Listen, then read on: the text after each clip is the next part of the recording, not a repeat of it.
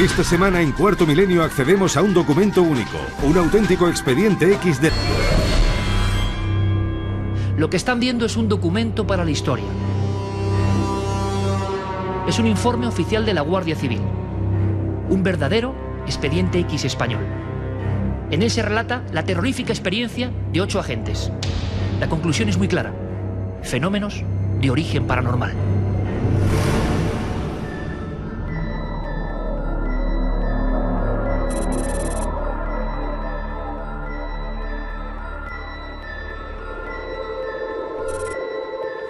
Buenas noches y bienvenidos a la nave del misterio. Es curioso que este folio, este documento, este papel, genere tantas emociones en mi persona y espero que en la suya también. ¿Por qué? Porque nos encontramos ante un documento realmente histórico. Es muy difícil que este tipo de informes salgan a la luz. Nos da la impresión sincera de que representa este acta la punta del iceberg. Y ese iceberg debe ser inmenso. Y lo sabemos bien. Las fuerzas de seguridad del Estado, las personas que vigilan por nuestro bienestar, se encuentran, si no cotidianamente, sí habitualmente, a veces con el misterio, con lo incomprensible. Pero solo algunos valientes son capaces de trasladarnos esta información para que ustedes la conozcan. Yo estoy convencido de que en el seno de la Guardia Civil, a quienes profesamos un gran respeto y además tenemos muchos conocidos y sabemos de muchos agentes con auténtica alma de investigador, esta noche van a sentir una sensación encontrada. Por un lado, no es habitual ni es cómodo que esto surja. Por otro, saben que esto es absolutamente real, auténtico, y que en muchos puestos y comandancias han ocurrido fenómenos similares que acaban en los archivos, en los armarios del silencio. Ese silencio se ha roto con este documento fechado el primer día de noviembre, también es curioso, 1 de noviembre del 2007, en el puesto de Mahón, en Menorca, Dirección General de la Policía y Guardia Civil. Daniel es la persona, es un guardia civil, repito, valiente, que vivió estos hechos y que además ha permitido que estos documentos históricos estén en la mesa y estén a disposición de todos ustedes a través de Cuarto Milenio. Yo quiero agradecértelo especialmente porque creo que es un auténtico hito. Daniel, bienvenido, buenas noches. Buenas noches, Iker.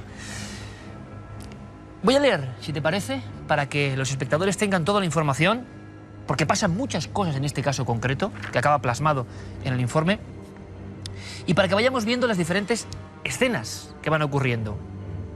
Es un caso muy complejo, y es un caso que comienza así. Diligencia de exposición de hechos con el sello de la Guardia Civil, por supuesto, folio número 1, en Mahón, Menorca, siendo las 6:15 de la mañana, se hace constar, mediante la presente diligencia, los hechos siguientes. Quiere decir esto, de inicio, Daniel, que unas 4 horas después de los sucesos se redacta este informe. Sí, afirmativo. La hora, pues posiblemente es cuando el jefe del grupo, después del servicio, se sienta a plasmar lo que el equipo actuante de aquella noche vio en este edificio, en este hospital. Y no hay más que un relato expone los hechos que se vivieron en ese momento. Fueron unos hechos en los que intervinimos bastantes guardias, éramos 6 guardias y 2 policías. 8 personas en total. Sí. Y dice lo siguiente, Daniel, el informe, que a las 2:30 de la madrugada se recibe un aviso del vigilante de la empresa de seguridad Trablisa, el cual presta servicio en el antiguo Hospital Virgen del Toro, informando sobre ruidos y extraños movimientos en el interior del edificio.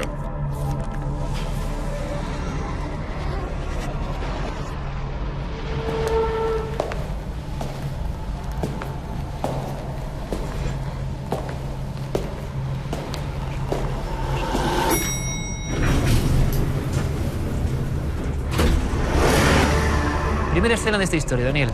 Alguien llama a la Guardia Civil porque está observando qué está pasando y de qué lugar estamos hablando. Esto es un hospital que habían cerrado meses antes porque abrieron un hospital nuevo en el centro de Menorca. Esa noche nos llama el vigilante no porque escuchase nada así que le llamase la atención, sino porque había unos ruidos Y pensaba, el vigilante cuando él nos hace la llamada, nos dice que posiblemente quieran sustraer algunos de las pertenencias que hay allí en el hospital. O sea, piensan ladrones de inmediato. Efectivamente. En plena noche, 2:30 de la madrugada. Y una cosa importante, Daniel, ¿es alguna zona concreta del hospital? O sea, el vigilante está en la parte baja y creo que es en la zona de arriba, ¿no? Efectivamente. Él nos llama, no nos concreta, en el primer momento no nos concreta de dónde vienen los ruidos, sino que es del interior del hospital sin concretarnos, porque él solo no quiso adentrarse para ver de dónde provenía. ¿Estaba asustado? No estaba asustado, pero no quería ir él solo, y hacía bien porque al fin y al cabo no tenía por qué enfrentarse a nada él solo.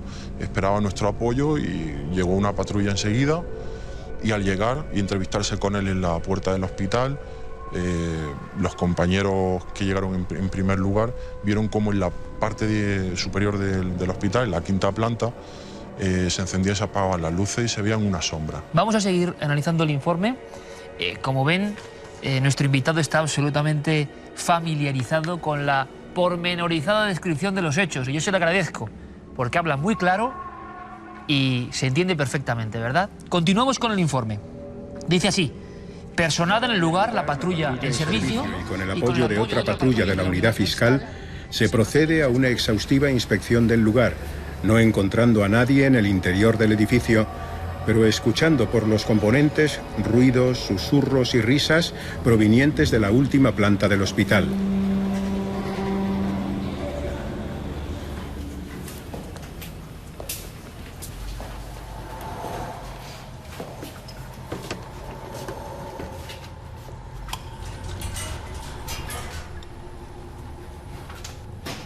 Desde la calle se puede observar cómo las luces de dicha planta se encienden y apagan de forma intermitente, y se observan sombras que aparecen y desaparecen como si de personas se tratase.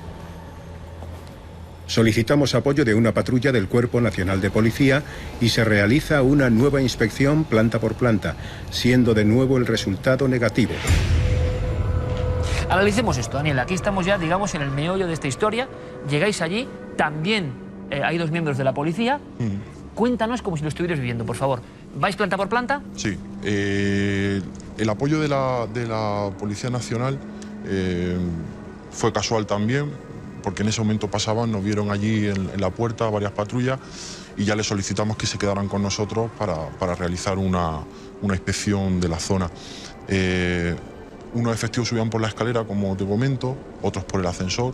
Y claro, para hacer una buena inspección, todo al mismo tiempo, desembarcábamos en la planta que correspondiese y se hacía un exhaustivo registro o inspección de toda la zona. Desde antes, desde ese momento inicial, imagino que situados viendo el hospital, ¿habéis observado ese elemento que ya nos parece curioso de luces y sombras sí. en las partes de arriba? Claro, quiere decir que eso corroboraba que posiblemente hubiese ladrones actuando, aunque no es muy normal que se encienden y se apagan las luces, ¿o no sé? Efectivamente, lo que no sabíamos es que, no sabemos si se apagaban y se encendía porque iban cambiando de habitaciones, o porque había algún tipo de contacto, o porque había algo que hacía que se apagara y se encendiera. Eso lo desconocíamos. En el resto de plantas no ocurría, solo ocurría en esa planta, en la última, que es donde se supone que había gente. Se hizo una inspección exhaustiva, planta por planta, hasta llegar a la quinta, y en la quinta planta al llegar no vimos nada, no había nada. ¿Nada? Nada, solo un silencio sepulcral.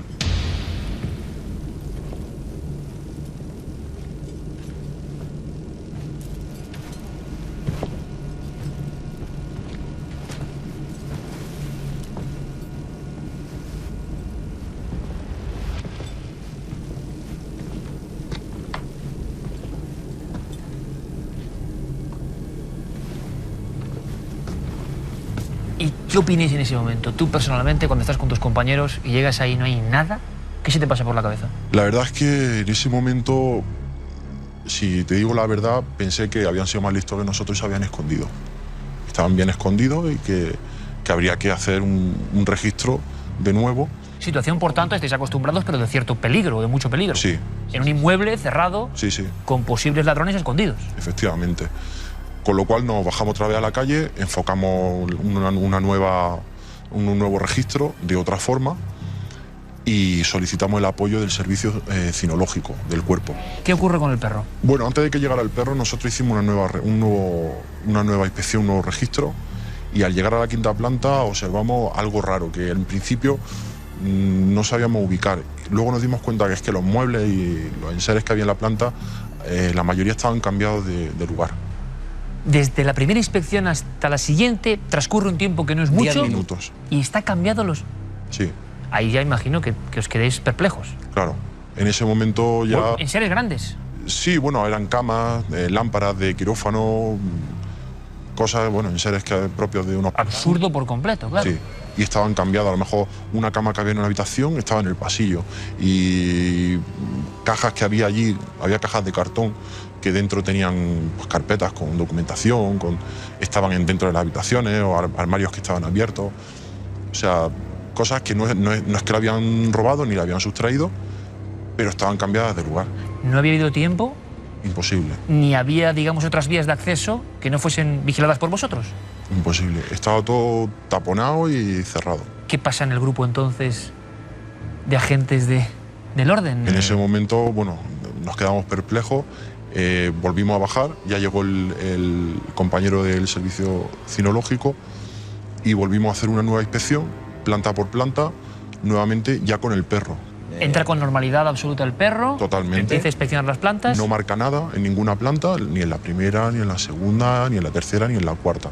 No marcó nada, nada. Pero en la quinta sí que le pasó algo que nos dejó perplejos. Viene aquí en el informe perfectamente descrito. Daniel dice, se decide solicitar el apoyo del servicio cinológico para el rastreo de personas. El perro realiza inspección y rastreo de las 4 primeras plantas, pero al llegar a la quinta se niega a salir del ascensor y se pone nervioso con fuertes movimientos.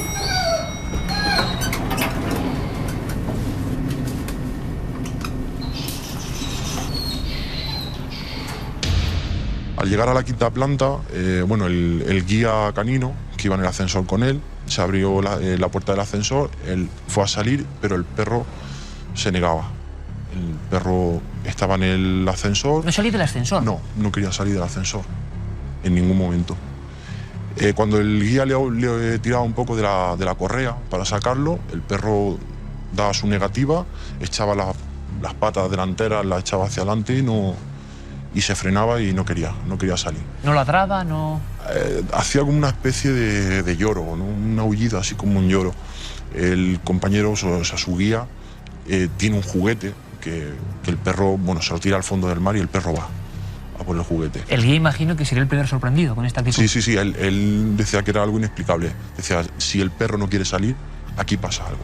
¿Y el perro no llegó a inspeccionar la planta? No, ya te digo, le tiró el juguete al pasillo, que lo normal es que hubiese ido a por el juguete, y el perro no fue a por el juguete. No fue a por el juguete. Dice el informe, repito, el informe de la Guardia Civil, del puesto de Mahón, se realiza la inspección y el rastreo de las 4 primeras plantas, pero al llegar a la quinta, el perro se niega a salir del ascensor y se pone nervioso con fuertes movimientos, de una forma que su guía desconoce. En ese instante, al fondo del pasillo, junto al ascensor, se encienden unas luces y se observa una sombra de persona de forma extraña que se asoma por la esquina derecha. Y aquí quizá, y también os lo va a contar Daniel, porque él lo vivió en primera persona, todo el informe es sorprendente, alucinante, histórico y además como una especie de catálogo de fenómenos extraños. Pero lo que pasa ya aquí, en esta franja del momento del informe, es increíble. Llegasteis, Daniel, hay que decirlo sin ningún temor, a sacar el arma reglamentaria, Sí. Porque eso era una sombra muy rara. Sí, efectivamente. Al salir nosotros del ascensor, porque el perro no quería salir, nosotros avanzamos unos pasos, el guía se quedó con él, tranquilizándolo. En ese momento también habían subido los que venían por la escalera a darnos el apoyo, y fueron los de la escalera los que se dieron cuenta que detrás nuestra, en la esquina, había una sombra.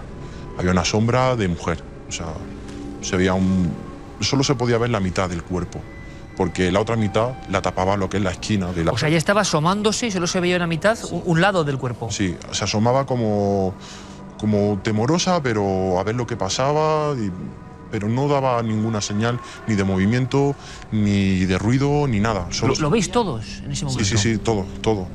Lo vemos todo, se le hace un alto de prevención, se le avisa de que somos la Guardia Civil, que se identifique, que proceda, que hacia adelante, que la podamos ver, que salga con las manos visibles. No hace caso omiso. Se le da un segundo alto de prevención, donde ya se le dice que desenfundamos el arma y que si hay algún movimiento extraño se procederá a disparar, si vemos que corremos peligro en algún momento. Y en el tercer aviso es cuando desaparece. Relato robot de esa sombra. ¿Por qué consideras, aparte de la circunstancia que ahora evidentemente vamos a ver, pero qué consideras que es algo extraño, que no encaja? ¿Atuendo, llegáis a ver cara, cabello? Sí, el cabello era largo. No podemos precisar color porque estaba detrás de la esquina de la pared y estaba oscuro y no se puede precisar tampoco una descripción ¿Alta? exacta. Sí, bastante alta. Una mujer bastante alta. ¿Algún atuendo tipo botas? No, en los pies no podíamos observar lo que llevaba. Si llevaba algo no podíamos apreciarlo. Yo diría que iba descalza porque llevaba como una especie de vestido por la rodilla o camisón, algo blanco, como un camisón. Daniel, ¿tú sientes a qué distancia estáis de la sombra más o menos para calcular? Como unos 20 metros, 25 metros. Y por ahí. sientes, dais el alto, desenfundáis el arma reglamentaria, pero tenéis el pálpito en ese instante de que eso no es una mujer normal y corriente, que no es alguien físico. En el momento, hablo por mí, mi experiencia, que es la que viví en ese momento, yo no me paré a pensar si era una mujer normal o anormal. ¿Era un intruso? Era alguien que había ahí y que no daba que tenía una actitud totalmente extraña porque alguien al que se le ha apuntado o se le encañona con 6 armas, algo hace. O bien sale y dice no. 8 personas, además. Exactamente. O se entrega o hace cualquier cosa que a ti te dé la confianza de que no va a actuar de mala fe contra ti. Da la impresión, Daniel, de que habíais sorprendido a esa sombra, sea lo que fuera, y que estaba mirando. No, sorprendida no estaba. No estaba observando. O sea, lo que fuese, si era una mujer o lo que fuese, estaba en la esquina y estaba viendo a ver qué hacíamos nosotros. ¿Y luego se marcha o desaparece? Desaparece, se esfuma. No es que se vaya. Si se marcha tampoco lo podemos ver porque, claro, está en la esquina. Nosotros lo que vemos es que de repente ya no está. Vamos al lugar y allí no está. Pero es que no está en ningún sitio y era imposible que hubiese escapado por ningún lugar. Claro, que queda dicho perfectamente y plasmado en el informe, donde se asegura que desaparece la sombra en ese instante, como decíamos, y al ir a comprobar dónde se podía haber ocultado y llegar a la altura donde estaba situada esta sombra, se observa que no hay nadie y, sobre todo, que el pasillo no tiene salida. No había ningún tipo de posibilidad de que esa persona hubiese burlado vuestra vigilancia. Ninguna porque esa planta estaba destinada para enfermos psiquiátricos. Entonces, por medida de seguridad de los propios enfermos, las ventanas son selladas, las puertas, o sea, los posibles accesos que hubiese a la calle solo podía haber sido a través de la fractura de un cristal. Y no se escucha nada. Nada. No hay sonido ni siquiera de los pasos huyendo, nada. Nada, solo desaparece. Nosotros hemos visto que hay una mujer delgada, alta, pelo largo, digamos con el pelo echado así un poco por la cara. El pelo sabíamos que era largo porque le tapaba lo que es la parte del hombro. Y que asomaba media cara, no podemos ver color de piel ni nada por la oscuridad y la sombra que le da a la esquina. Llegáis a ese lugar donde observaba la sombra, inspeccionáis todo, imagino. Y no hay nada. ¿Y qué pasa entonces en el grupo, Daniel? Empezamos a mirarnos todos con una cara como diciendo, ¿dónde se ha metido? O sea, ¿qué pasa aquí? Claro, en estas ocasiones, y nosotros, supongo que como otros cuerpos de seguridad, hay un jefe de grupo. En ese momento el jefe de grupo es el que se pronuncia con qué se hace al respecto. El jefe de grupo estaba tan bloqueado como nosotros y decía, ¿qué hacemos? ¿Qué hacemos? ¿Qué ha pasado? ¿Qué ha pasado aquí? La sensación de que era algo absolutamente irracional, que no es lo habitual, que os habéis enfrentado muchas veces en vuestro oficio, vuestra misión, a todo tipo, imagino, de cara a cara, con delincuentes y con todo tipo de circunstancias, y esto no se parecía a nada. Y teníais ya esa sensación todos, ¿no? Sí. Dice el informe, o concluye, después de varias horas de inspección del lugar y después de los hechos constatados, solo cabe resaltar que ha sido un episodio paranormal del cual no se puede sacar una explicación razonable de lo sucedido, presenciado por 8 testigos.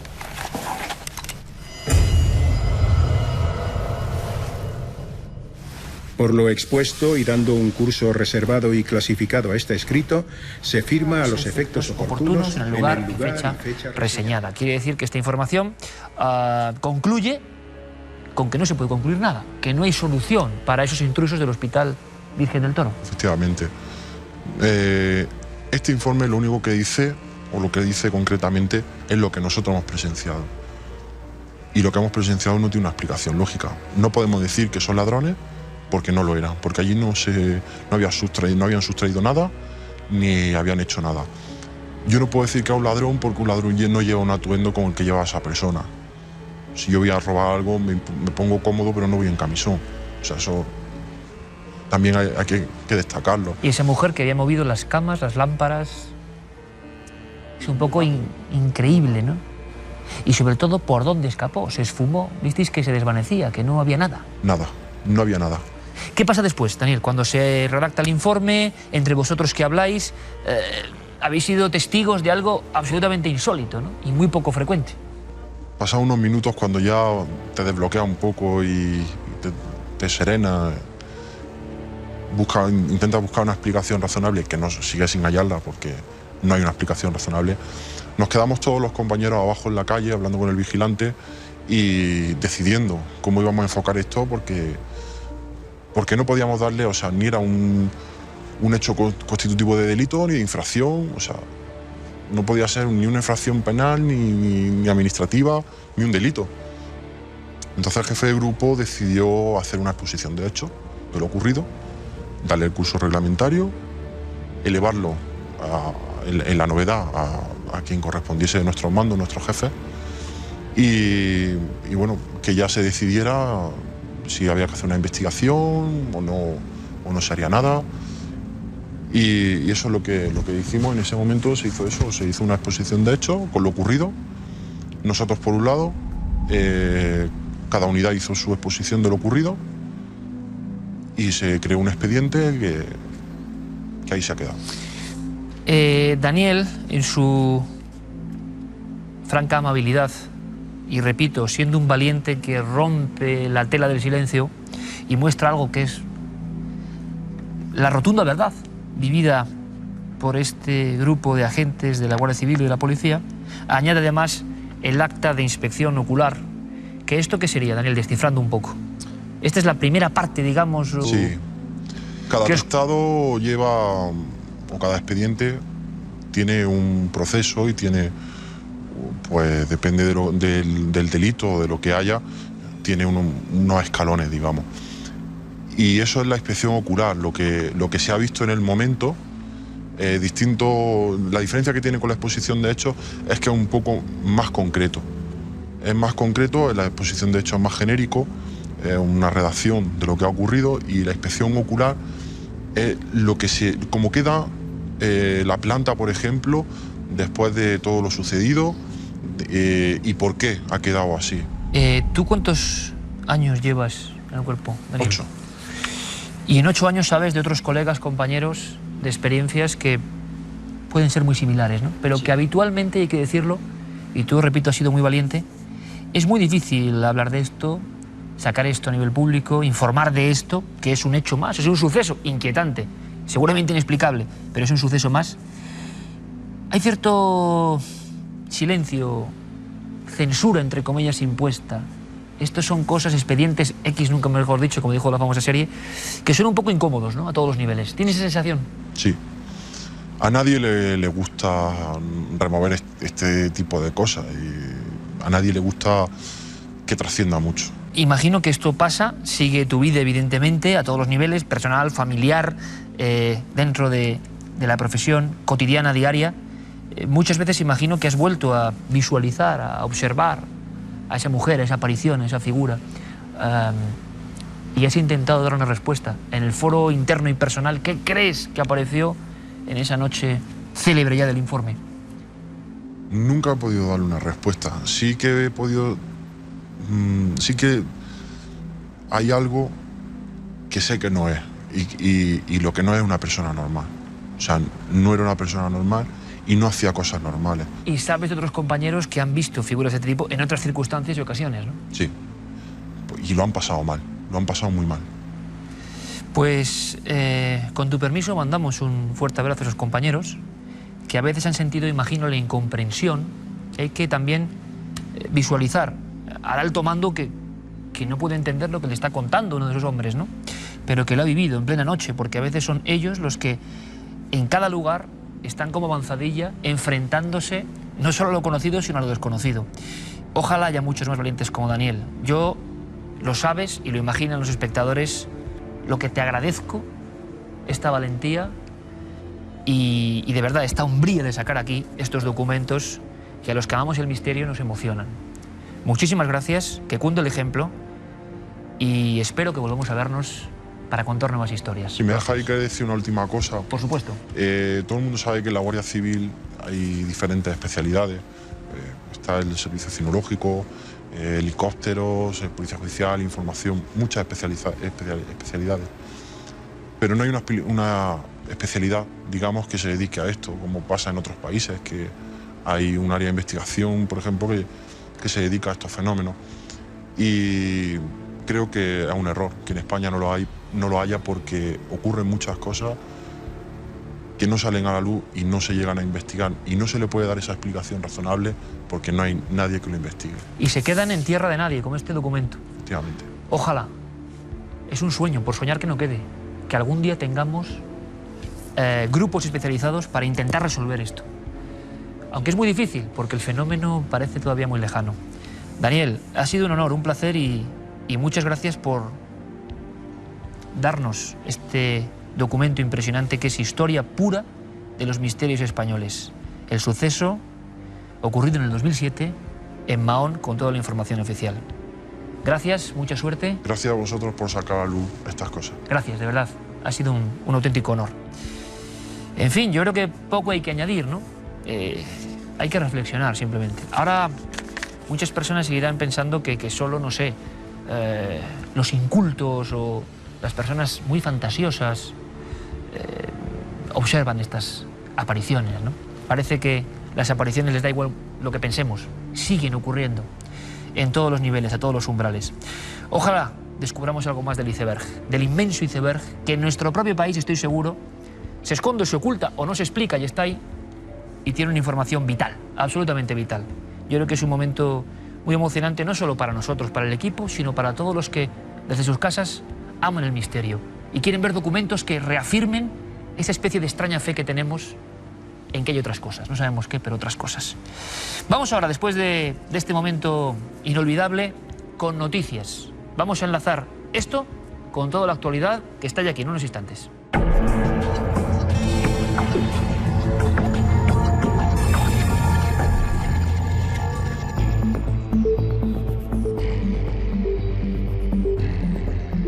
Carmen, buenas noches. Buenas noches. Vamos con toda la información y además la primera noticia de la semana es un poco cruda, tiene que ver con curanderismo y brujería.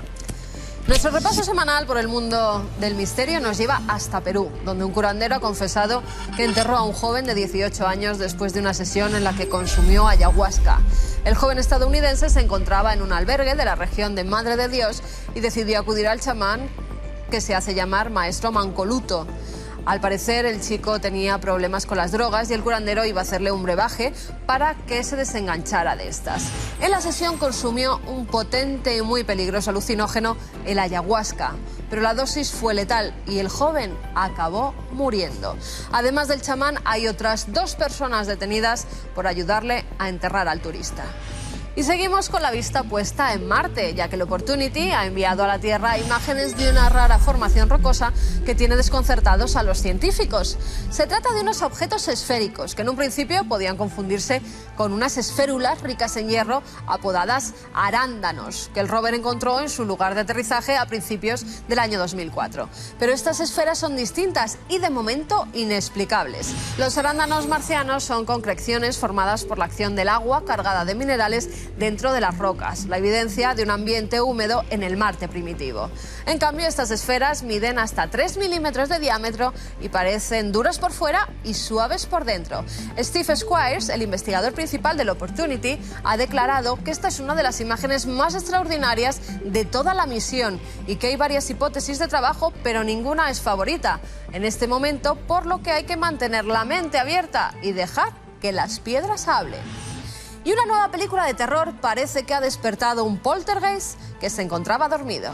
En 1970, en una finca de Yorkshire, una familia tuvo que huir aterrorizada de su casa porque un espíritu de un monje del siglo XVI les hacía la vida imposible. Los vecinos de esa vivienda aseguran que desde hace 3 meses se escuchan fuertes estruendos cuando allí ya no vive nadie. Se han visto sombras y las luces se encienden y se apagan a altas horas de la madrugada. Los lugareños creen que el estreno de una película británica que habla sobre la muerte de un monje que fue ahorcado por haber violado y asesinado a una niña justo donde hoy se levanta la vivienda ha sido el detonante para que se vuelvan a vivir fenómenos paranormales. Y acabamos en Leicester, donde un equipo de arqueólogos asegura haber hallado la tumba del monarca Ricardo III, fallecido en 1485. El rey británico murió a los 32 años en la batalla de Bosworth y al ser vencido fue enterrado sin muchas ceremonias en un convento que fue demolido en el siglo XVI.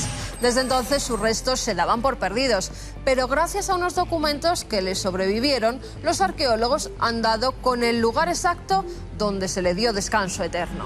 El equipo de la Universidad de Leicester asegura que los restos hallados muestran signos de una anormalidad en la columna y de un cráneo hundido, lo que sugiere que se trata de Ricardo III.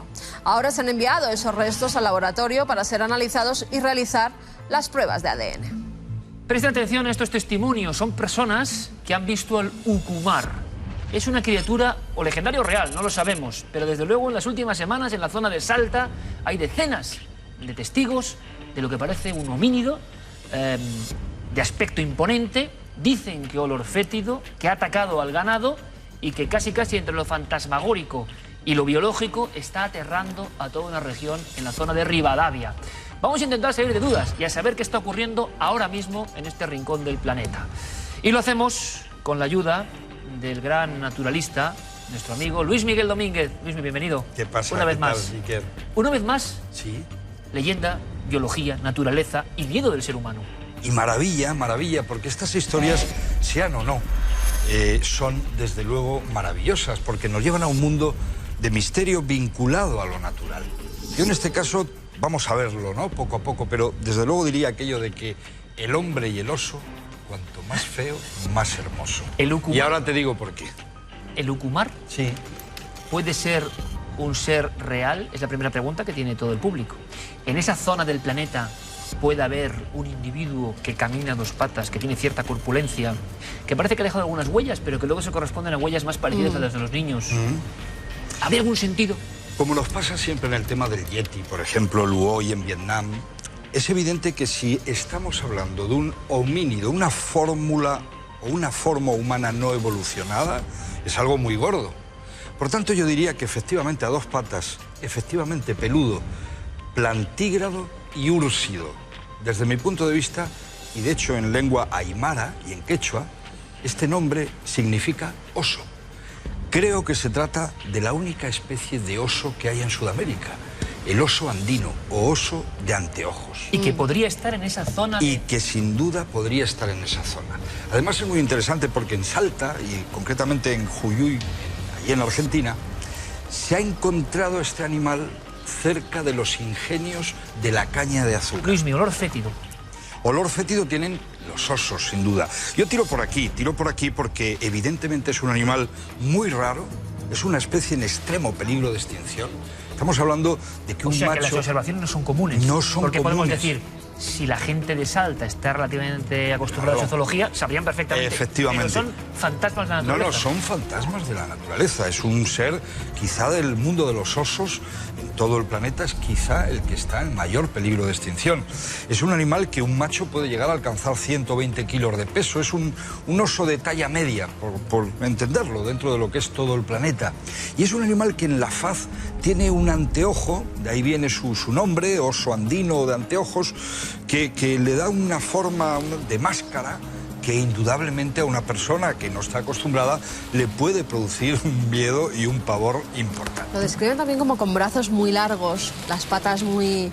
o lo que serían las manos y los pies, ellos dicen, muy grandes, lo que se viene a asemejar más a un yeti, ¿no? Con esos grandes pies, pero sobre todo a mí los osos suelen tener las patas más cortitas. Ellos hablan como de una especie de mono. Vamos a hacer y que mide unos 70 más o menos. ¿Repasamos algún titular? Porque es sorprendente. ¿Tienes algún dossier de prensa?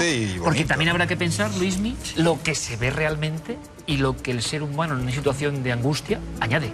Claro, que es mucho. Afortunadamente la masa gris da para eso y mucho más. Publican un ser de aspecto humanoide, causa pánico en Rivadavia. Yo lo vi con mis propios ojos, es un testimonio de un bombero que además lleva muchos años buscando a Lucumar porque había tantas leyendas y tantos avistamientos en esa zona que él decidió pues dedicar parte de su tiempo libre a buscar precisamente a este ser, no sabemos si mitológico o que ya por fin ha aparecido. Yo rastreé sus huellas, dicen también policías en busca de Lucumar, rastros extraños. A mi hijo lo enmudeció una criatura horrible. Ojo que esto es muy interesante. Alguien que ha perdido el habla, que ha enmudecido después de ver al mítico Lucumar, sea lo que sea. Rápidamente, entablamos conversación y contacto con el doctor José Cabrera. Doctor, buenas noches. Hola, buenas noches, Iker. Un abrazo a todos. Doctor, vamos a ver. Nos hablan de la aparición de este ser, de esta criatura, de este animal, y que el impacto de la visión provoca pérdida del habla. ¿Es posible? ¿Es real? Pues, Iker, te diré que se puede morir de miedo. En muchas culturas se ha muerto de miedo. La muerte del vudú, por ejemplo, es típica. Una persona que tiene miedo a que el hechicero le eche un mal de ojo y se muere de pánico. Ahora bien, para morirse de miedo o para quedarse sin habla por miedo se requieren dos condiciones. Una, que el sujeto previamente padezca algún problema cardíaco o circulatorio. Cuidado. Y dos, que el sujeto tenga una cultura baja y en un contexto cultural muy primitivo.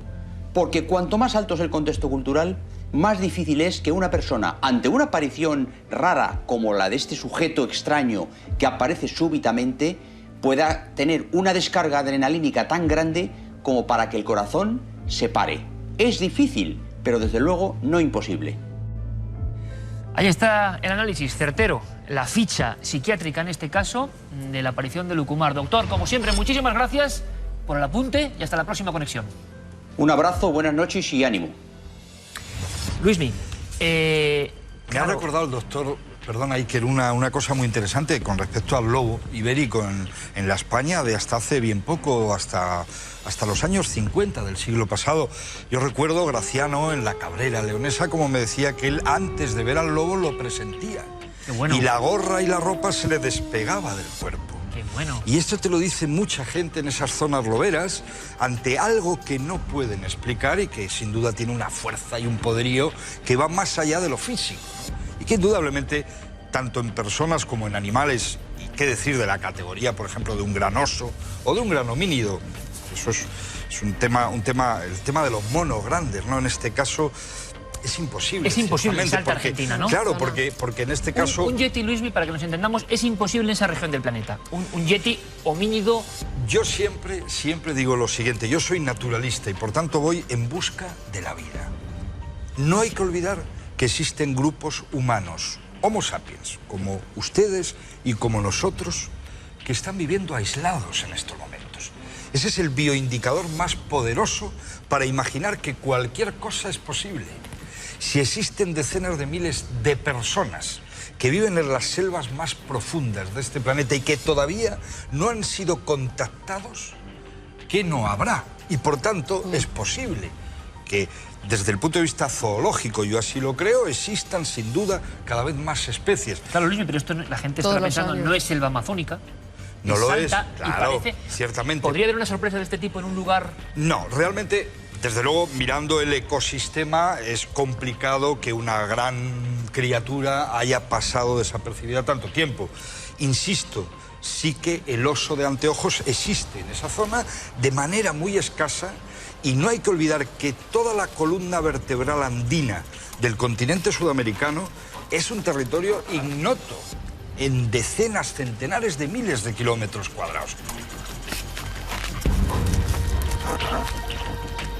Luis Miguel, que como siempre es un placer. Suerte en Biodiario y suerte con toda la campaña que estés haciendo con el asunto del lobo, ¿eh? Sí, Lobo Marley, una plataforma para defender al lobo como mito viviente, en este caso. Hoy un día lo hablamos, porque claro el que lobo, sí, como tú decías, tiene tanto de maravilla sobrenatural a veces a su alrededor. Mucho más que un animal. Exacto, un día lo contamos. Venga, ¿te parece? abrazo. Gracias, Estupendo. Luismi. Vamos ahora, esto de Lucumare ciertamente es insólito, pero lo que viene a continuación aún más, lo van a ver.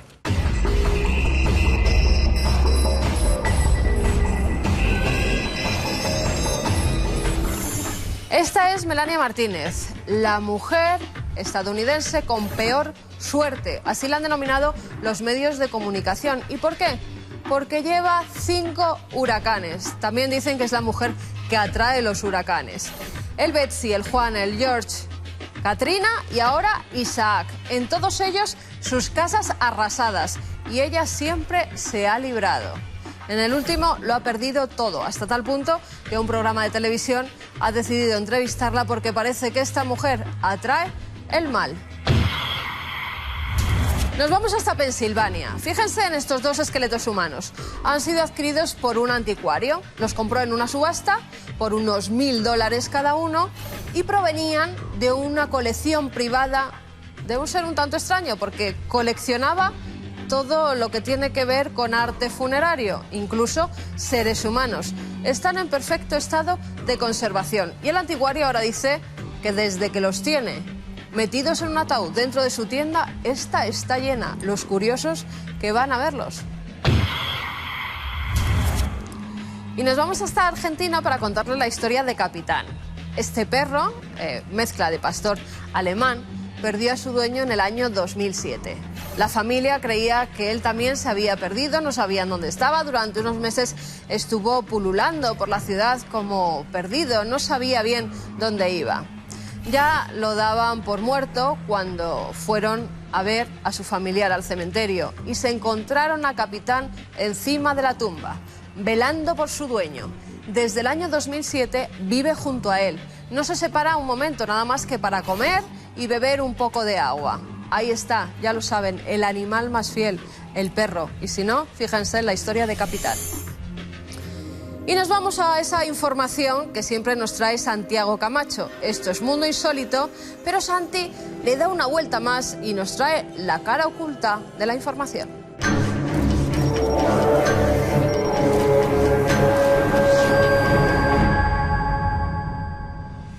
Vamos, sin duda, con la bestia negra de aquellos que creen a pies juntillas en las verdades oficiales. Vamos con la cara oculta. Me da la impresión de que hay muchas personas, y no sé si me entristece o me alegra, que se sienten muy disgustadas con las cosas que cuenta Santiago Camacho, porque son cosas políticamente incorrectas. Pero yo pienso que hay que escucharlas, ¿verdad? Cosas de actualidad. Abrimos conexión con la redacción de Cuarto Milenio. Santiago Camacho, compañero, buenas noches. Buenas noches, Iker. Cara oculta, estoy seguro que me vas y nos vas en general a sorprender y a todo el público con algo que tiene que ver con genética. Hay un término, FANVAX. ¿Qué quiere decir esto? Proyecto FANVAX. Una unión de 2 palabras, fundamentalismo y vacuna. Vacuna contra el fundamentalismo. Los recientes hechos, las protestas en el mundo árabe contra la tristemente famosa película de Mahoma han traído de nuevo a la actualidad algo que llevaba algún tiempo, un par de años, circulando en los entornos conspiranoicos. Este proyecto FANVAX. ¿Y en qué consiste? ¿Te imaginas que se pudiera modificar el pensamiento a través de la genética? Pues bien, esta gente no solo lo imagina, sino que describe cómo hacerlo. Se trataría ni más ni menos de que estos fundamentalistas, estos fanáticos, dejasen de creer en Dios a través de una modificación genética. ¿Es esto posible? Pues por raro que parezca, teóricamente sí. Hace unos años, las portadas de las revistas científicas e incluso no científicas de todo el mundo se llenaron con el descubrimiento del llamado gen de Dios. El gen de Dios, que fue un titular muy conocido por su profundidad. Mezclaba ciencia y religión de alguna forma.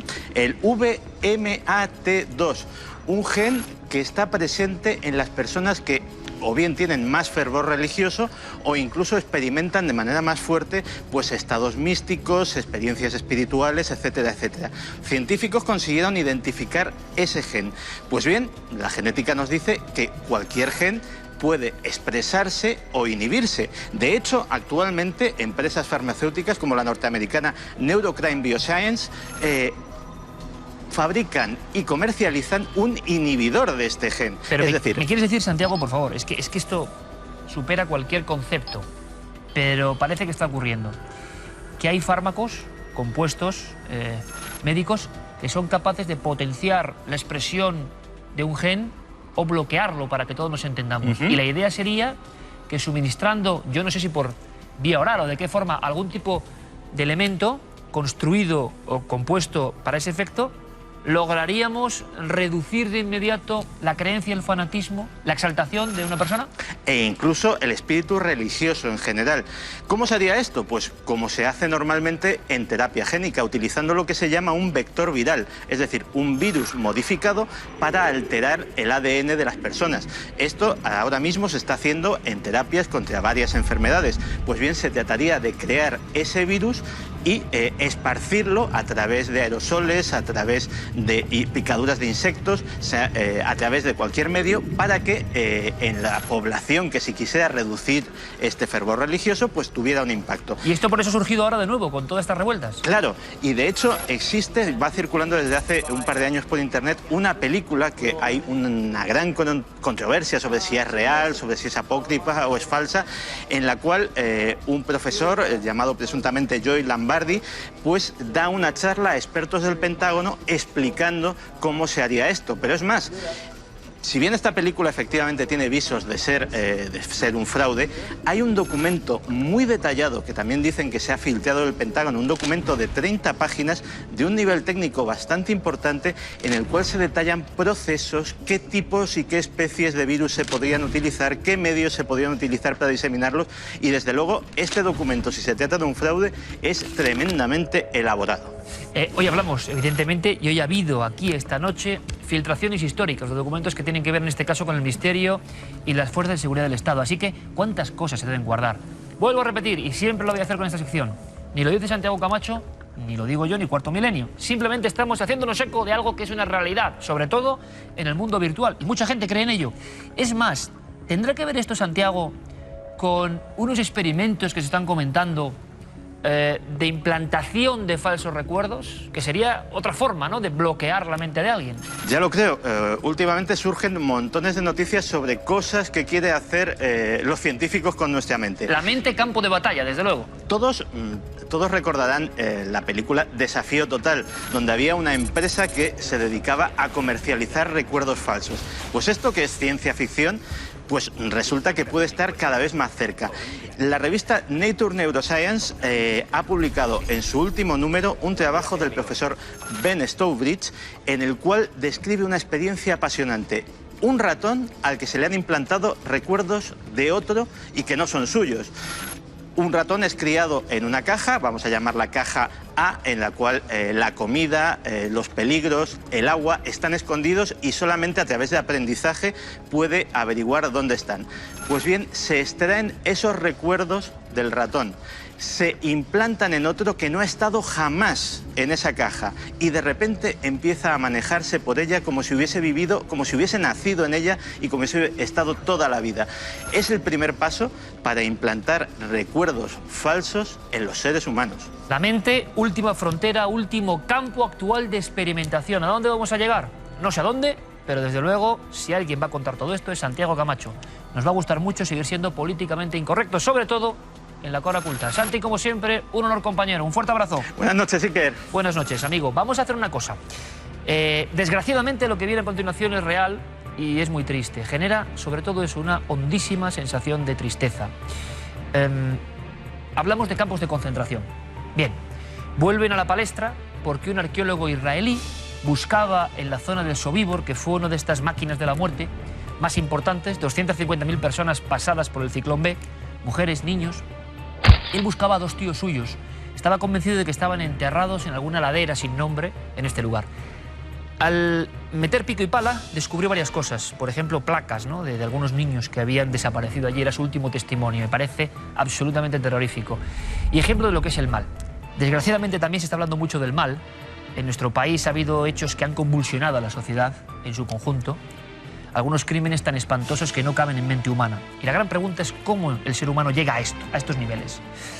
Vamos a viajar a un campo de concentración, ya lo hicimos en su día a Auschwitz, quizá lo recuerden, pero el hallazgo importante de este arqueólogo israelí en las últimas horas es que han aparecido unas maquinarias, unas estructuras que demuestran la existencia de esa especie de factoría de la muerte.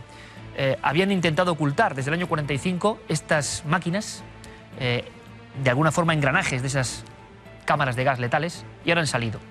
Yo he recordado que el gran maestro Alberto Vázquez Figueroa, sobran presentaciones, andaba con una historia asombrosa. Él, en una conferencia, había llegado a conocer a una de las esclavas de la mayor asesina en serie de la historia, la bella bestia, Irma Gris. Tenemos imágenes de ella y vamos a hacer un retrato del mal para intentar entenderlo, o mejor, para espantarnos con todo esto. Vamos a buscar a Alberto, pero vean estas imágenes, este contraste, la belleza más maligna de todos los tiempos.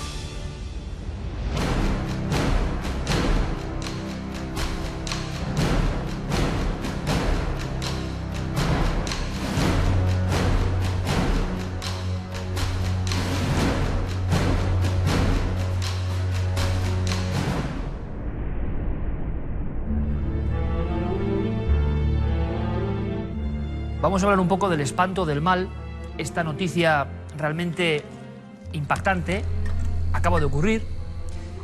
Y vamos a entrar en un retrato escalofriante, pero real. Vamos a hacerlo con el maestro Alberto Vázquez Figueroa. Y como siempre es un honor recibirle aquí en Cuarto Milenio, porque sin duda es uno de nuestros invitados favoritos. Alberto, bienvenido, buenas noches. Gracias, está bien eso de ser invitado favorito. ¿Has visto?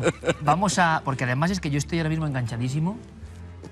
Tengo que reconocer, y no quiero que me cuenten muchas cosas, Alberto, porque no lo he acabado del todo, la bella bestia. Qué portada, qué historia, un rostro, lo están viendo, ¿no?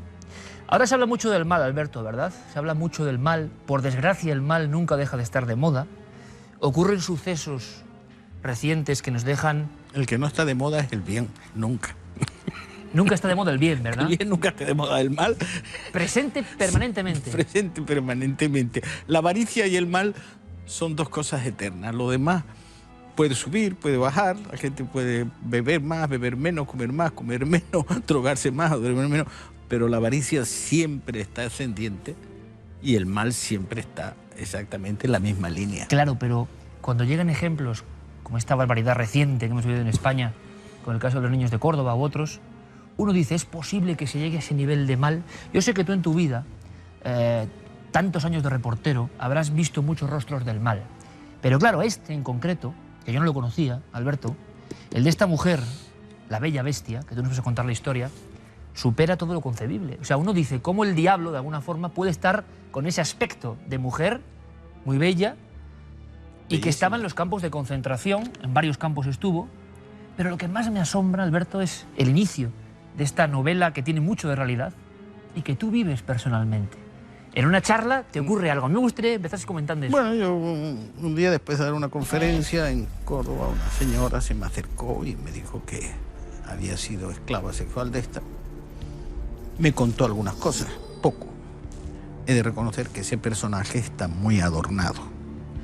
El personaje, digamos, maligno y central de la novela, Irma Gris, todo lo que yo cuento de ella es históricamente cierto y está todo rigurosamente comprobado. Como a los 21 años estuvo condenado a la horca y la semana que cumplió 22 la ahorcaron. Fue la mujer más joven que han ahorcado según las leyes inglesas y con toda la razón, porque sus crímenes eran absolutamente inconcebibles. Hay una imagen, Alberto, que impresiona mucho, ¿verdad? Esto está bellísima. Y tiene un número en el cuerpo. El día del juicio, el juicio suyo de Bergen-Belsen fue el anterior al juicio de Nuremberg, al famoso juicio de Nuremberg. Ahí se juzgaron a los criminales que habían cometido todos los asesinatos en el campo de concentración de Bergen-Belsen, de la cual ella era la directora en la parte femenina. De ella se sabe que el último mes de Bergen-Belsen, el último desde la guerra, dejó morir de hambre a 93.000 personas, entre ellas a Ana Frank, la del diario, y a su hermana. A ella se le atribuyen cosas inconcebibles, entre ellos que decía, alardeaba, que su mayor placer era dispararle en la cabeza a una judía o a una polaca o a una húngara embarazada, porque así mataba al mismo tiempo a dos enemigos de su Führer, de Hitler. En su casa tenía, en la primera, la de Auschwitz, porque ella primero fue segunda jefa de Auschwitz, del campo de concentración de Auschwitz, donde murieron 3 millones de personas, y tenía 2 lámparas hechas de piel humana por ella misma. Era una... 21 años. 21 años. Desde los 14 años empezó a ser de la juventud hitleriana. Y su padre creo que era totalmente contrario, era antinazi. Cuando ella se presentó vestida con un uniforme de juventud hitleriana, su padre la echó de casa. Entonces ella denunció a su padre y lo metió en la cárcel y se quedó en la cárcel para toda la vida. Porque su padre no era... Ella ya a los 15, 16, ya se sabía que era amante de la mayor parte de los altos cargos de nazis, tanto hombres como mujeres, porque era totalmente bisexual. El problema aquí es que uno se plantea, y es el tema de la novela, si ella fue así porque desde los 5 o 6 años le dijeron que ser de raza aria, rubio, ojos azules y nazi era lo más grande y que todos los demás seres humanos eran unas cucarachas que se podían matar, o ella ya era así, y el hecho de que se criara en ese caldo de cultivo dio origen a su... o dio paso a su maldad, le abrió las puertas de la maldad. ¿Hablamos, Alberto, de la mayor asesina en serie de la historia? Sí, y la mujer más cruel y más asesina de la historia, sin lugar a dudas. Porque había personajes muy célebres como Erzsébet Báthory, la Drácula, sí, la Drácula de sí, Hungría, pero queda en agua de borrajas comparado con al lado esto. de estas son... nada, esas mataron 100, 200, 300 personas. Entonces se sabía que mataba cientos de personas diarias. Además, tenía unos perros, unos Doberman, y cuando le echaba a los perros para que mordieran, a las prisioneras le mordieran las pantorrillas y les arrancaran las pantorrillas para que tuvieran que ir arrastrándose. Y luego cuentan, y eso parece ser que es cierto, aunque resulte muy duro decirlo, que su mayor placer era ella llevaba una fusta siempre, y con la fusta a las prisioneras jóvenes les destrozaba los pechos, rajaba totalmente los pechos, y que al hacerlo tenía orgasmo. Pero una cosa... Es una patología, por tanto, hoy en día analizada por un perfilador criminalístico. Esto sería una patología que nace en un caldo de cultivo muy especial, claro, y que se encuentra con un poder, creo que en algunos de los campos de concentración tuvo a 30.000, 60.000 personas a su cargo. Sí, además podía, y además las ves, hay unas fotos de ellas, como en Auschwitz, después de por la mañana matar a un montón de gente, al mediodía se van al campo a comer en el campo debajo de un árbol tranquilamente, chicas y jóvenes, y luego por la tarde volvían a matar gente. Y dices, ¿cómo es posible? Decía, no. A mí siempre me había llamado la atención, como escritor, que se hablara tanto de los criminales nazis y nunca se hablara de las mujeres. Porque ella tenía una obsesión, crear un ejército de mujeres nazis. Y ella en eso quizás tenía razón. Si decía, ¿por qué se manda a niños de 14 y 15 años a los frentes cuando al final de la guerra y no se nos manda a las mujeres? Las mujeres nazis solo podían ser enfermeras, jefas de los campos de concentración o madres.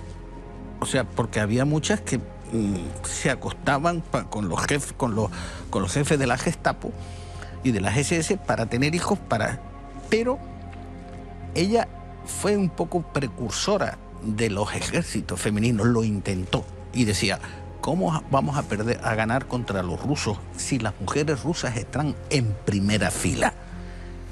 Y las tiradoras eran muy famosas, las francotiradoras rusas eran excepcionales. Hubo francotiradoras rusas, de estas que se ocultaban en la nieve, que llegaron a matar a 300 y 400 soldados alemanes a gran distancia.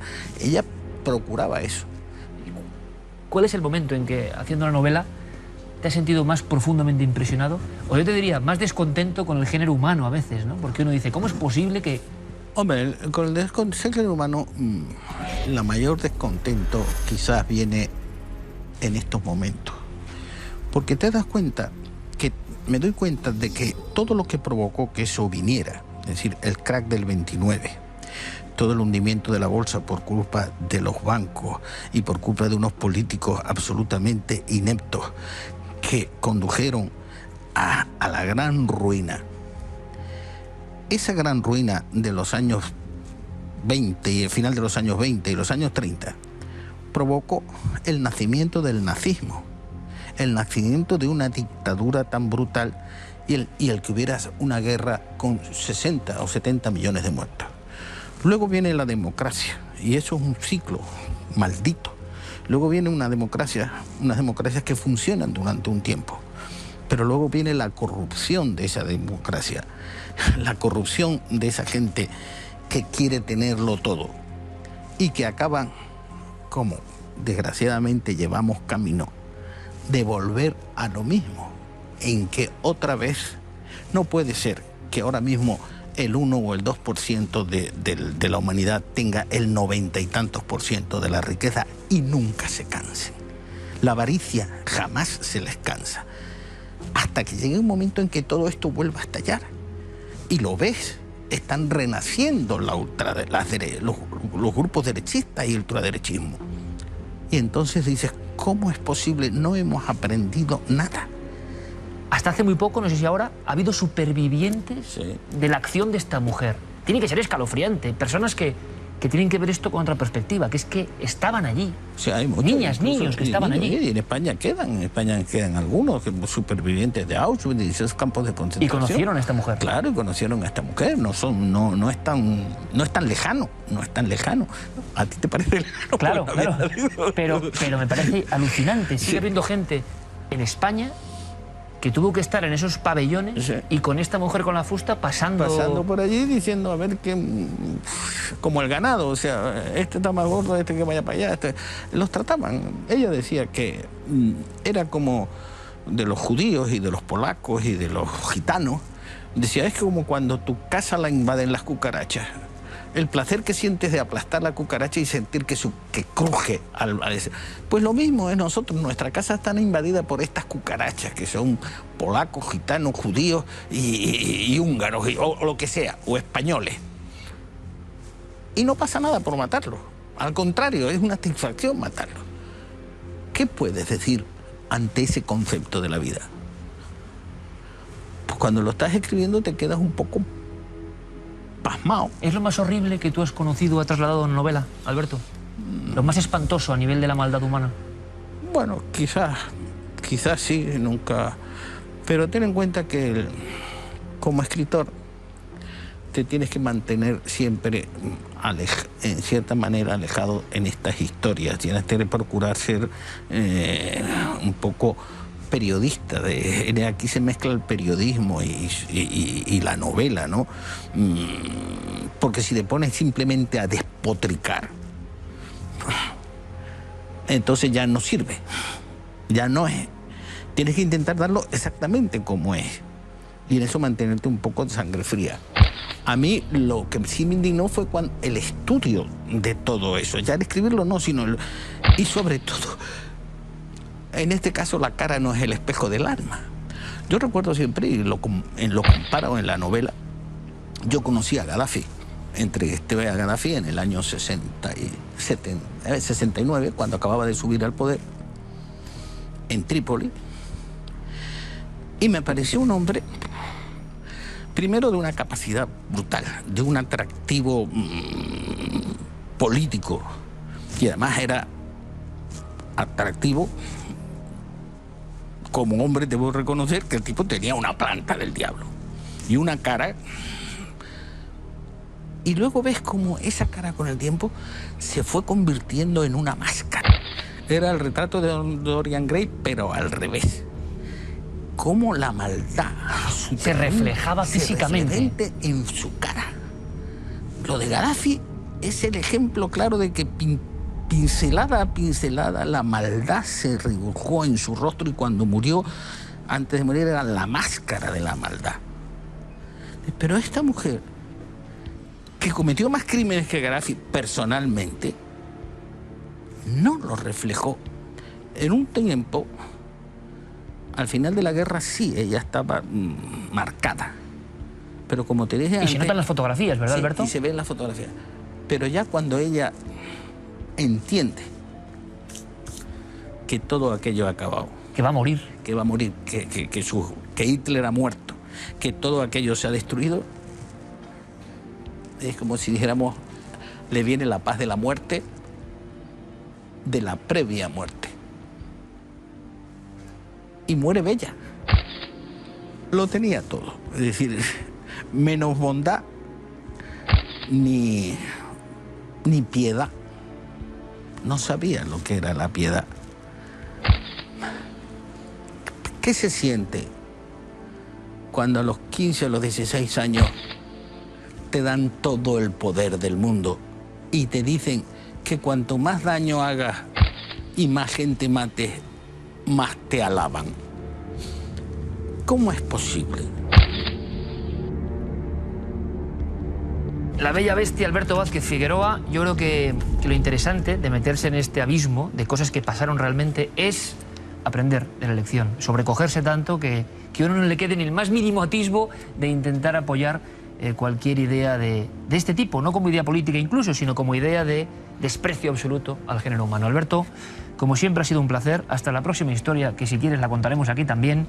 Y de verdad que bueno, acabaremos el libro absolutamente impresionados, tengo que decírtelo, porque es uno de los casos más increíbles que yo he conocido en la historia de la criminología mundial. Es que yo creo que es el caso más terrible de criminología en cuanto refiere a mujeres, ¿no? De criminales, de eso dice ahí, asesinos múltiples. Dice, oye, ¿cuántos me asesinaron? 20. Claro, porque el número de esta mujer, ¿cuánto sería? No lo sé, podría ser 4.000, 5.000, 10.000 personas. No sé, uno más. ¿Qué cocho? Si la última vez dejó morir 93.000 el último mes. Son cientos de miles. O sea que quizás estemos hablando del asesino, ya da igual el género, más importante de todos los tiempos. Irma Gris. Impresionante. Alberto Vázquez Figueroa, maestro. Hasta la próxima y muchísimas gracias, de verdad. Nos has dejado un poco, pero es la realidad, es que ocurrió, es que pasó hace no tanto tiempo. Y cuando uno ve imágenes como las de antes, de campos de concentración y demás, se cree que es bueno eso. Nos hemos acostumbrado a ver las películas. Es que están ahí y encogen el alma. Vamos ahora con otros contenidos, con otras historias.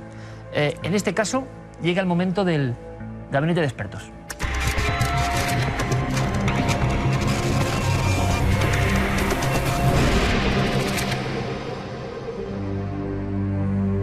Hemos recibido muchísimos casos desde que se ha puesto en marcha el gabinete de expertos y, como siempre, esta semana analizamos dos historias personales, dos historias que tienen un nexo común, lo van a entender enseguida: apariciones. Sin duda el gran clásico del gabinete de expertos, ¿verdad? Lo que más inquieta y angustia a las personas.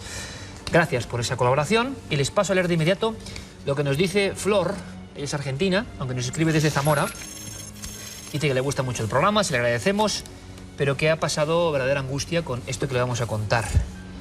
Al parecer, en su casa era habitual que se despertase y estuviesen las sábanas y las mantas echadas hacia atrás, que esto es absolutamente normal, pero un día llegaron a ver, atravesando el pasillo de su casa, la imagen de una figura, de una especie de sombra, caminando de esa forma, pues como hoy nos ha comentado nuestro principal testigo, la Guardia Civil.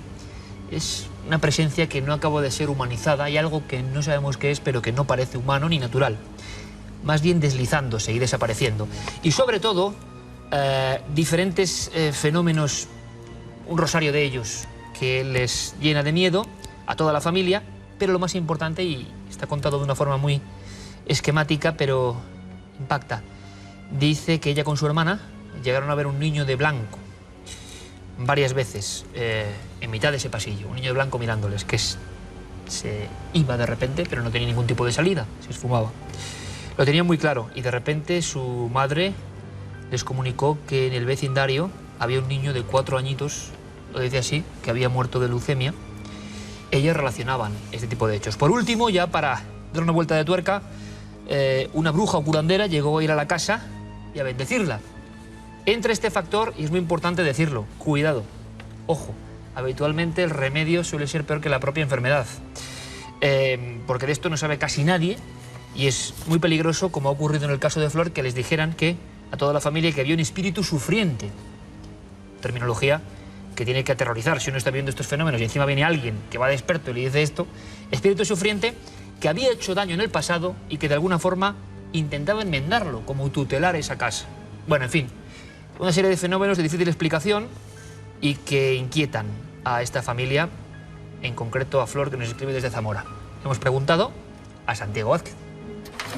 El caso de Flor de Zamora, donde nos relata una serie de fenómenos, de ruidos extraños en una casa antigua, sábanas y mantas que son retiradas por una mano invisible y algunos fenómenos más.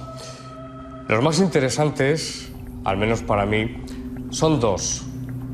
El espectro de un hombre que aparece en el pasillo de esa casa y, por otra parte, un niño que había muerto vecino de esa familia. ¿Ante qué fenómeno nos encontramos? ¿Qué solución tiene? Bien, si se repitiera más veces, muchas más veces, habría que tomar una serie de medidas, como por ejemplo, pues abandonar la casa durante un tiempo e incluso bendecir la casa, que parece ser que tiene una efectividad importante, pero al producirse una sola vez no hay visos de que vaya a volverse a repetir. Por lo tanto, Flor, no tenga usted ningún temor, porque no debe tenerlo, porque el fenómeno, como digo, no se volverá a repetir casi con toda seguridad. Y por otra parte, nos plantea un asunto sumamente interesante, como es el tema de los amigos invisibles o imaginarios de los niños. Nos habla de su sobrina, que dice que habla con un amiguito, un amigo que se llama Paco. Dentro de este contexto, pues evidentemente la psicología tradicional ortodoxa da una explicación en referencia a estos amigos invisibles de los niños, creando ese elemento, a veces para llamar la atención, pero hay una parte de la parapsicología que sí que estudia este tipo de fenomenología y que pueda ver, en algunos casos, pues realmente una causa trascendental que se esté manifestando. Lo mejor que pueden hacer Flor es, delante de la niña, de su sobrina, no hablar del tema, no darle importancia, y si el asunto va más, pues lógicamente acudir a un especialista, a un psicólogo infantil. Muchísimas gracias por su email y un afectuoso saludo. Toda la familia de Flor estaba envuelta por esa especie de miedo colectivo. Es normal que diferentes miembros observasen a su forma. Uno de ellos, esta sobrina, veía un amigo invisible. ¿Hasta qué punto tiene que ver con los fenómenos o no? Bueno, hemos escuchado a Santiago Vázquez y su opinión, su consejo, y con esa tranquilidad, que creo que es importante. Otro caso. Vamos con el caso de Lourdes. Ella nos escribe desde un pueblo de la provincia de Pontevedra y nos cuenta la historia de su hermano. Cuando este tenía 3 años, fue junto a unos amigos al cementerio. Resulta que en ese cementerio pues estaban haciendo obras, estaban poniendo nichos, porque antes se enterraban en el suelo, pero estaban haciendo los nichos y había muchos ataúdes que estaban por el camposanto, apilados, y entre esos ataúdes el niño asegura que está viendo un hombre. Los amiguitos al parecer no veían nada, pero se asustan tanto que todos salen corriendo con sus triciclos. Hasta tal punto, Iker, que la abuela, que vive a 150 metros, tiene la casa muy cerquita, se asusta de verlos en tal estado y, sobre todo, empieza a bajar las escaleras e ir hacia ellos porque hay una carretera que cruza y pensaba que podía atropellar un coche a su nieto. Y así fue. Pasa un coche conducido por una mujer y los vecinos enseguida salen para ayudar al niño. Cuando sacan el triciclo de debajo del automóvil se dan cuenta de que el niño no está ahí y aparece en lo que es la terraza de la casa de su abuela. No se explican en un principio cómo llega el niño hasta ahí. Pero continúan las cosas. A raíz de lo que ve ese pequeño en el cementerio, empieza a tener sueños, empieza a tener pesadillas, no quiere dormir en su habitación. Dice que hace mucho frío y que ve el oscuro. Le llama así lo el llama, oscuro. el oscuro. La madre decide llevárselo a su habitación y siempre notaba que el niño estaba muy frío, que aunque le tapaba con mantas, ella se acercaba para acurrucarle, el niño seguía estando muy frío y seguía viendo el oscuro. Decidieron ir a una meiga. La meiga les dijo que tenían que poner un ramito de diferentes hierbas en la habitación del pequeño. Después de esa noche, el ramito de hierbas, tirarlo por un puente a un río para que se llevara a esa presunta alma en pena. Y además, esa noche siguiente no tenían que pernoctar en su casa. Tenían que marcharse de allí y Tenían que dejarla marcharse sola. porque al parecer el alma tenía que hacer de las suyas hasta que se fuera. Bueno, esto, sea lo que sea, es una clase de antropología, etnografía un poco, antiguas creencias que todavía parece que están en vilo, ¿no? Nos cuenta Lourdes que se subieron a dormir toda la familia al piso de arriba, que era la casa de sus abuelos. Lo suyo era el bajo, lo dejaron vacío aquella noche tal y como les había dicho la meiga, y según cuenta su madre, fue la peor noche de toda su vida. Escucharon lamentos, escucharon gritos, escucharon el romper de objetos. Parecía que alguien había entrado y estaba destrozando todos los muebles de la casa. A la mañana siguiente, cuando bajaron, se dieron cuenta de que todo parecía que estaba normal. Allí no había entrado nadie, pero el oscuro se había ido. Hasta hoy, nos dice Lourdes, resultó efectivo el remedio. Su hermano no ha vuelto a ver el oscuro. Bueno, hemos pedido opinión a una persona que tiene algo de meiga, entre comillas, también, ¿no? Sí, una meiga moderna y farmacéutica como es Paloma Navarrete. Le escuchamos. Nos escribe Lourdes Seoane desde Pontevedra y nos cuenta un caso muy complejo y además muy rico en fenómenos. Es un caso difícil de resumir porque se dan muy distinta fenomenología. Desde luego se trata de un caso paranormal totalmente, con toda una serie de rasgos típicos en esos casos. Por ejemplo, el ver a la primera aparición, a ese señor que los niños ven en el cementerio, cuando hay unas obras en el cementerio. Eso ocurre muchas veces. Cuando se hacen obras en un lugar, es como si se despertaran fenómenos o impregnaciones de ese lugar y se ponen en marcha esos fenómenos. El que el niño luego no tenga frío por las noches y sienta frío y sienta una presencia a su lado es otro de los fenómenos típicos de las presencias y de los visitantes de dormitorio, como muy bien dice ella. El traslado del niño de debajo del coche a la terraza de la abuela, eso es un caso de acción de una persona desencarnada o de un espíritu sobre una persona de este mundo. Es muy raro, pero no es la primera vez que está descrito. Y luego ya todo la meiga, el caso del ritual, que es muy, muy bonito, o sea, es apresar el espíritu de una persona desencarnada en un objeto ritualizado para hacerlo traspasar al otro plano y que no vuelva, que no regrese a este plano. Y luego ya, evidentemente, ya el final del poltergeist, eso es lucidísimo, que no debe ser un poltergeist porque no había nadie en esa habitación. Es un fenómeno espléndido y te agradecemos mucho que hayas querido compartirlo con nosotros. Pues para Paloma Navarrete, con esa naturalidad que a mí me sigue sorprendiendo, y mira que la conocemos hace muchos años, ¿no? Y repito, Paloma Navarrete es una persona doctorada en un ámbito de la ciencia, pero es otra visión que le permite, sin ningún rubor, hablar de un espíritu desencarnado. Ella lo tiene muy claro. ¿Ustedes lo tienen claro? Yo no tengo claro casi nada ya, pero desde luego sé que personas como Paloma pueden generar ese alivio, esa normalidad, ese no sé qué que tienen que hace que, bueno, pueda ponerse a distancia con estos temas, porque estaba escuchándome atentamente a Carmen y la descripción que hacía esta amiga es que es como de película todo lo que cuentan, sí, pero lo cuentan con una gran firmeza y convicción. Y nos está pasando con muchos casos. Ahí tienen las vías de contacto, por favor. Gabinete de expertos.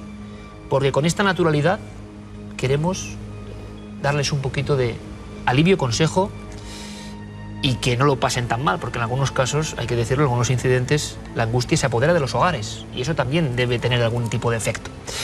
En fin, ahora vámonos con la biblioteca. Y además una biblioteca muy especial. Fíjate, Sánchez Dragó, la semana pasada, dijo algo que a mí me sorprendió. Un término, plutonía, como lugar de acceso a los infiernos. Ahí es nada.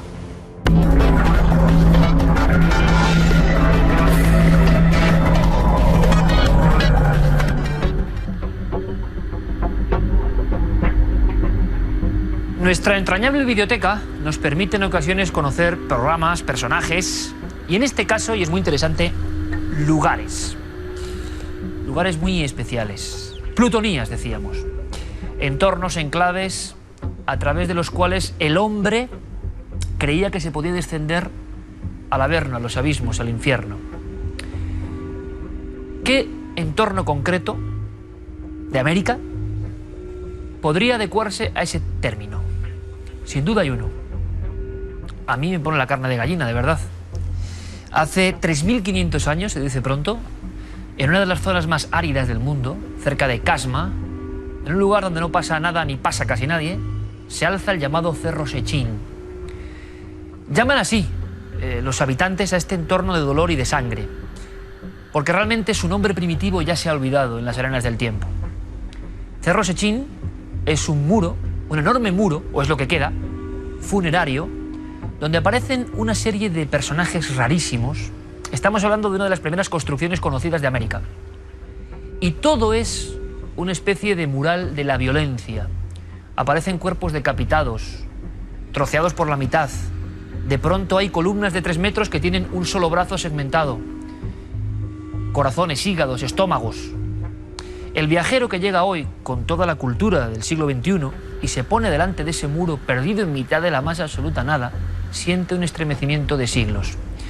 Hace 3.500 años debió ocurrir algo, algún tipo de batalla, algún tipo de sacrificio, algún tipo de oración o la creencia, como dicen algunos, como por ejemplo el gran investigador y arqueólogo Fernando Llosa, la sensación de que allí había un códice de piedra y que a través de ese lugar se accedía a lo peor del género humano. Porque eso ocurre en Cerro Sechín, a unos 270 kilómetros de Lima. Es el retrato de lo peor del ser humano. ¿Quieren verlo? Vamos a hacerlo con un maestro. Muchas veces nombrado aquí, Fernando Jiménez del Oso, El Imperio del Sol, mito sobre mito. Para las autonómicas, a final de los 80, imágenes en vivo de este lugar que podría ser, ¿por qué no?, una plutonía. El cerro, quédense con el nombre, Sechín. Sin embargo, lo que hay grabado en esas piedras hace de este lugar algo distinto a cualquier otro santuario del pasado. Aquí, en las piedras labradas por su cara externa, los artesanos de hace 35 siglos dejaron constancia de unos hechos que hoy se nos antojan terribles y monstruosos. Es una macabra galería de cuerpos seccionados, de vísceras, de miembros despedazados, de cabezas cortadas, como el siniestro escaparate de una carnicería humana. Es tal la exhibición de órganos y vísceras que algún arqueólogo ha lanzado la hipótesis de que se trataba de un centro donde se enseñaba anatomía. En varias piedras aparecen cuerpos partidos por la mitad y en algunos de ellos son claramente visibles los intestinos, representados de una forma esquemática pero eficaz. Incluso en una de las piedras aparece el aparato digestivo estilizado, él solo, como un trofeo atroz. Los conquistadores españoles reflejaron en sus crónicas el espanto tremendo que les producía observar algunos ritos que ellos no entendían. Sin embargo, ninguno de estos viajeros de nuestro país logró ver el Cerro Sechín. Hasta 1937 estuvo enterrado. Nadie sabía nada, era una falsa montaña. Como en otros lugares muy raros, y algunos los hemos recorrido para ustedes, como Cahuachi, en las zonas de Nazca, también en Perú, fueron enterrados, sepultados por los propios habitantes. Es curioso, estos lugares de dolor, estos lugares se conectaban quizá con el inframundo, quizá también los que aparezcan ahí grabados con estos dientes, estas fauces, son seres demoníacos, extraños dioses oscuros. Todos fueron tapados pacientemente en cierto momento de la historia y no deja de ser un enorme enigma. Una construcción que tuvo que costar tiempo. Hace 3.500 años, de repente, los mismos constructores, después de 100 o 200 años de ceremonias, lo tapan para que el hombre del futuro no sepa nada. Y un último detalle, decía Fernando Llosa que Sechín es algo más, es el primer calendario de América, él lo relaciona con el 2012, con los calendarios mayas, y es el primer centro de enseñanza de América, pero una enseñanza que ya nadie comprende. Hay un detalle, cuando llegan determinadas fechas del año, el sol impacta en esas caras terribles, en esos estómagos seccionados, en esas manos, en esos pies que ustedes han visto bloque a bloque de piedra. ¿Y saben lo que ocurre? Que el sol redibuja las caras y la cara sonriente decapitada se convierte en un delfín. Y muchos hombres se convierten en animales. ¿Qué sentido tiene todo esto? Nadie ha logrado comprenderlo. A través de la videoteca conocemos un lugar de contacto con el inframundo, un lugar maravilloso y horrendo al mismo tiempo, Cerro Sechín. Ahora continuamos, seguimos vagando en nuestra búsqueda del misterio y de la arena pasamos al agua, mejor dicho, a las profundidades. Bajo océanos, mares y lagos hay auténticos secretos.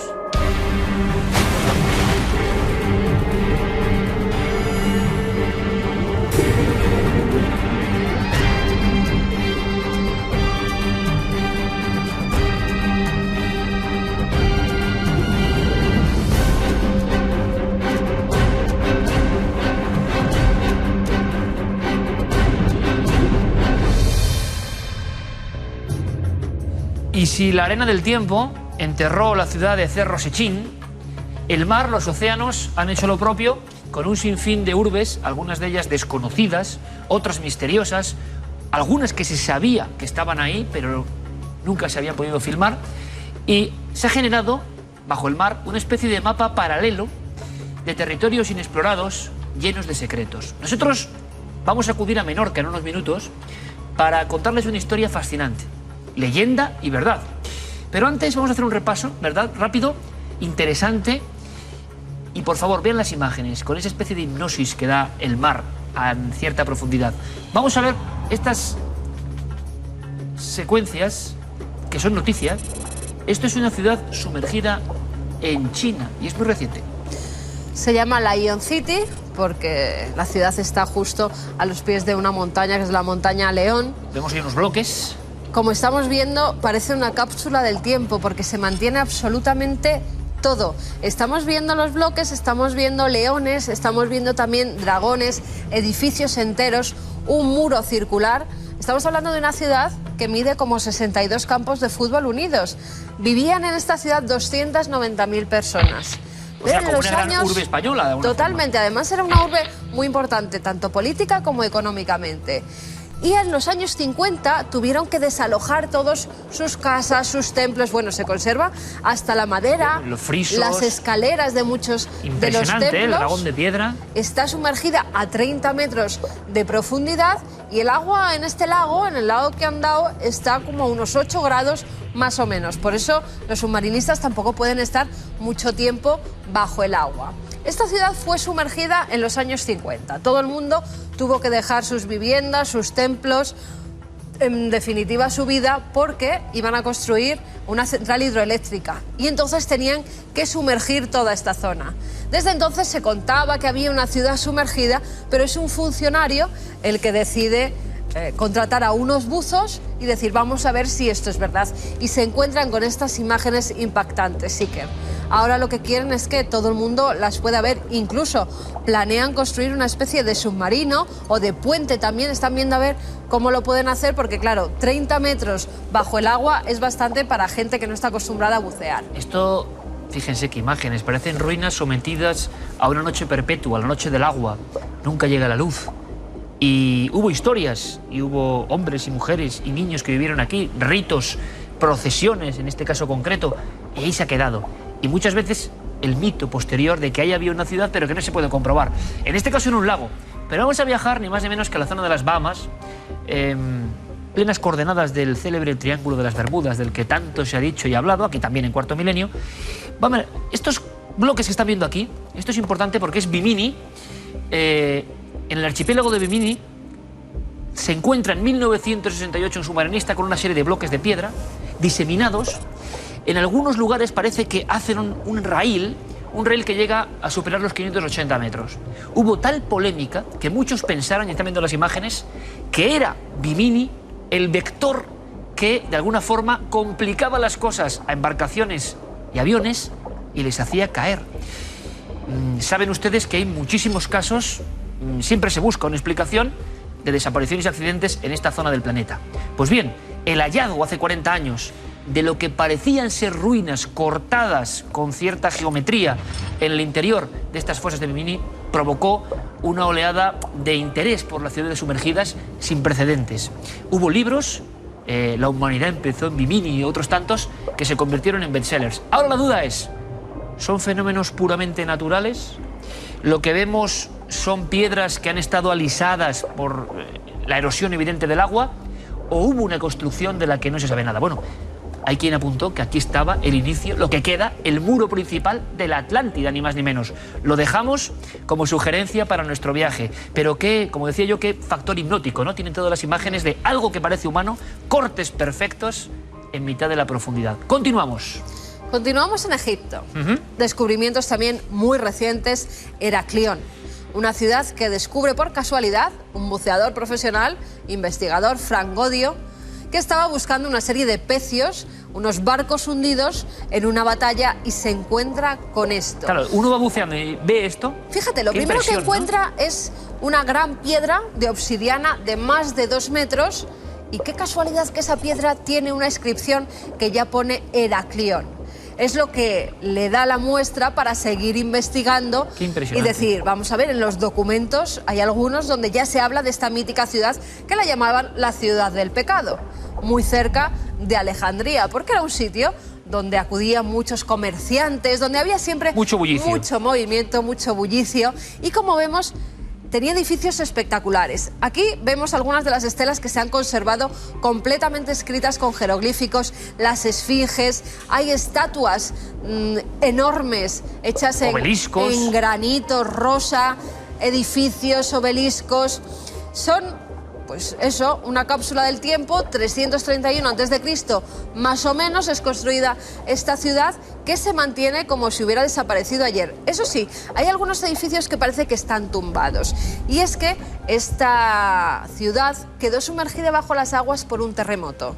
Egipto es una fuerte zona sísmica y parece ser que la ciudad quedó totalmente derruida y por eso se ha mantenido debajo del agua en tan perfecto estado de conservación. Estamos mezclando...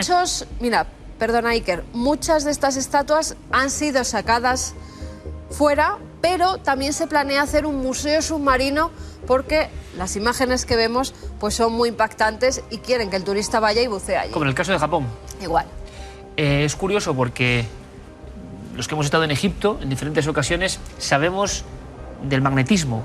Aunque uno no entienda los jeroglíficos, el magnetismo que existe en uno de los artes, hay que decir que una de las artes que más afición genera en el mundo entero, porque hay una especie como de atracción primitiva por todo lo que significa el misterio de Egipto. Si a esto le añadimos que está sumergida y que el color azulado y verdoso del agua da una especie de sensación de espejo, y vemos esos peces como últimos habitantes de este Museo de las Profundidades. Además está solo como unos 10 metros de profundidad, o sea que está muy cerquita. Los últimos visitantes del Museo Acuático, en este caso de Heraclión. Es maravilloso y cada una de estas ciudades tiene una historia diferente. Algunas son más polémicas, otras están perfectamente verificadas en los documentos. Y fíjense, en 2003 surgió la noticia extraña en Cuba. Vamos muy cerquita de Cuba. Paulina Zelinsky y una serie de investigadores de origen soviético descubren lo que son unas esferas gigantescas, unos círculos tremendos en la piedra e incluso algo que parecía cortado, unas avenidas que entraban mar adentro a gran profundidad. Las imágenes son muy borrosas, es la diferencia con las otras. Pero los investigadores arqueológicos hablaron, qué curioso, no de ciudad, sino de megalito, de ciudad prehistórica o yacimiento antiguo de algún tipo de culto a muchos metros de profundidad. ¿Con qué sentido? ¿Quién estuvo allí? ¿Eso estuvo alguna vez a la intemperie? Vamos a hacer una cosa en este caso, como las imágenes son muy defectuosas, están tomadas de las pantallas de la propia observación submarina, vamos a escuchar a esta arqueóloga, Paulina Zelinsky, que en un corte, en un total, en una especie de declaración muy breve, describía perfectamente lo que para ella significaba este misterio. Uno de los más recientes, en Cuba, de momento no se ha vuelto a saber nada. Silencio, o agua sobre estas posibles ruinas de una cultura muy antigua. Lo que vimos son bloques de piedra muy dura, muy lisa, granito, que están cortados y puestos a veces uno sobre otro, a veces en el suelo, de una madera muy organizada y muy simétrica. Término profesional es megalíticas, bloques megalíticos. Claro, y si son bloques megalíticos, que no lo sabemos ni se ha comprobado, ¿qué sentido tienen? ¿Qué función? Hay quien ve en todo esto las huellas de antiguas humanidades que fueron devastadas por un gran tsunami, un gran desastre, por el crecimiento de las aguas. Vamos al último punto antes de viajar a nuestro país. Nos vamos hasta Japón, Yoraguni. Es una zona de varias islas, esta es una de ellas. Y un buzo, además, que tiene pues, diversos hoteles en la zona, decidió sumergirse y bucear por la zona para una cosa completamente distinta. Él está buscando cómo se reproducían los tiburones martillos en la zona y ver si así podía atraer al turista viendo eso. Fíjate qué y lo que se estructuras, encontró fue esto. Lo llaman la Atlántida japonesa. ¿Por qué? Porque para unos es una ciudad antiquísima. Estamos hablando de 10.000, 12.000 años. Hablan de esos números. Y para otros es algo que ha creado la naturaleza. Ahí está Como un gran dilema vemos, siempre, ¿no? En estos como casos. siempre, cuando no se encuentran inscripciones o estatuas perfectamente hechas por la mano del hombre, entonces es cuando se encuentra la polémica. Vemos que hay esquinazos, que hay escalones, que hay terrazas. Parece de verdad que está cincelado por la mano del hombre. Y hay un muro inmenso que hemos observado, claro, que de verdad parece el muro de Sacsayhuamán en Perú. Parecen columnas de piedra colocadas, aprisionadas. No solo eso, sino que esas columnas se levantan a un lado y a otro de lo que parece ser un camino que transcurre justo por en medio. Pero claro, hay otros, los que van en contra de esta teoría. Estos serían los huecos donde, en teoría, tenían que ir unos grandes troncos que sujetarían el techo. Y este plano es impresionante porque uno parece que ve ahí una construcción, sinceramente. Esas terrazas. Parece que ve, yo no sé si... Hay muchos que dicen que cómo va a ser algo natural si esas supuestas escaleras no llevan a ningún sitio. Y los que lo defienden dicen, bueno, también en Machu Picchu, por ejemplo, hay lugares, escaleras que no llevan a ningún sitio. Puede ser. Ahí está la polémica, Iker. Los últimos estudios aseguran que esto está hecho por la mano del hombre. Han sido numerosos geólogos. Muy polémico, ¿verdad? Siempre están en pelea. Sí, pero ya parece ser que sí, que hay muchos indicios de que ahí existió una ciudad antiquísima. Estoy seguro que, a pesar de los indicios, otra gran parte de la investigación científica dirá todo lo contrario. Cada uno de estos lugares, excepto los perfectamente cartografiados, como Heraclión o la ciudad del León de China, da la impresión de que van a estar siempre en esa duda. Y en ocasiones es la impresión que nos da, aunque también los sentidos pueden ser engañados por el mar. Aquí se hablaba de una pirámide escalonada incluso. Pues tenía pinta tenía. Ahora, ¿qué será? Vamos a hacer una cosa. Evidentemente este ranking y este paseo por diferentes mares y lagos del mundo no tendría ningún sentido de no acabar en nuestro país. ¿Por qué? Porque hablamos de nuestras islas, las Baleares, que ya tienen muchísimos enigmas arqueológicos y ustedes lo saben. Y en este caso Menorca. Menorca, que es un sitio muy especial, es un lugar, ¿verdad?, agreste y mantiene una dureza especial. Hay un lugar que se llama Monte Toro, que desde la prehistoria también es lugar y enclave de ritos y de elementos sagrados. Bien, hay zonas que fueron romanizadas y están perfectamente estudiadas, pero en Menorca sigue existiendo una leyenda poderosísima de ciudades desconocidas bajo el mar. Hay quien dice incluso que se puede ver la estructura de la ciudad desde el aire en los días muy claros. Sinceramente, hablamos de leyendas, de puras leyendas, pero son tan hermosas y tienen cierta conexión con algunos yacimientos que pueden ser muy interesantes, que queremos que viajen con nosotros, que se sumerjan con nosotros. Hemos ido por aire y bajo el mar, y con especialistas. Y hemos encontrado elementos, quizá no para que haya una ciudad, pero sí para saber que hay cosas que no se esperaban. Ahí, muy cerquita de la costa, en Menorca. Viajamos con nuestro compañero Pablo Villarrubia.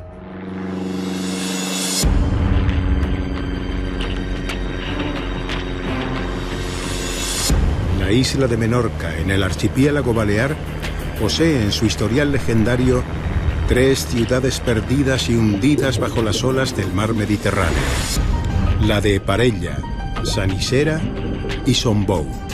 La más mítica de las 3 es sin duda la de Parella, situada justo enfrente de la actual villa de Ciudadela, al oeste de la isla. Según una creencia, estaba habitada por hombres tentados por el demonio.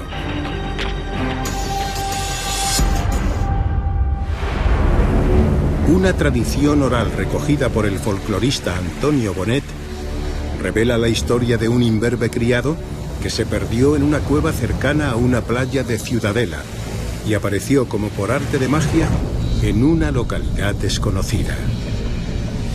El chico iba con un burro y un día se va y camina, que camina, y muy pronto se encuentra en una ciudad. Una ciudad que se nombraba desde tiempos inmemoriales, pero que la mar de Poniente había crecido y se había tragado esta ciudad. El joven lacayo llevó a su amo una prueba palpable de la existencia de Parella, un arado de oro puro. Pero jamás pudieron encontrar al herrero que forjó el precioso instrumento de labranza. Según la misma leyenda, solo en una época del año se puede ver a la fabulosa y casi inalcanzable Parella. Dicen que en el solsticio de verano, cuando se encuentra en esta playa sejuans y sejuanas, sale allá a cantar, sale la ciudad de Parella, y es una ciudad mágica que está sumergida bajo el mar.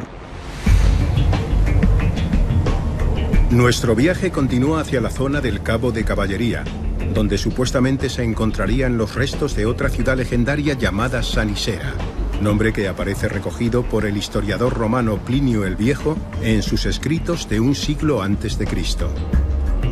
Cuenta la leyenda que cuando hay un anticiclón, el agua se retira.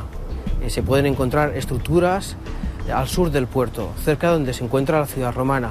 Son estructuras que antiguamente los pescadores pensaban que a lo mejor podrían ser los restos de habitaciones o de edificios o del puerto de la ciudad romana, que en aquella época se llamaba Sanisera. El equipo de especialistas de Fernando Contreras lleva a cabo una serie de reveladoras excavaciones subacuáticas en el importante puerto romano de Sanisera. El resultado es sorprendente. Hallan bajo el fango restos de muros sumergidos, además de vasijas, ánforas y material cerámico. Pero, ¿qué son estas estructuras subacuáticas y otras de las que nos hablan las leyendas? Tras las investigaciones que estamos realizando en el puerto, sabemos que esas estructuras que vemos que parecen como sumergidas son en realidad estructuras utilizadas para poder pescar.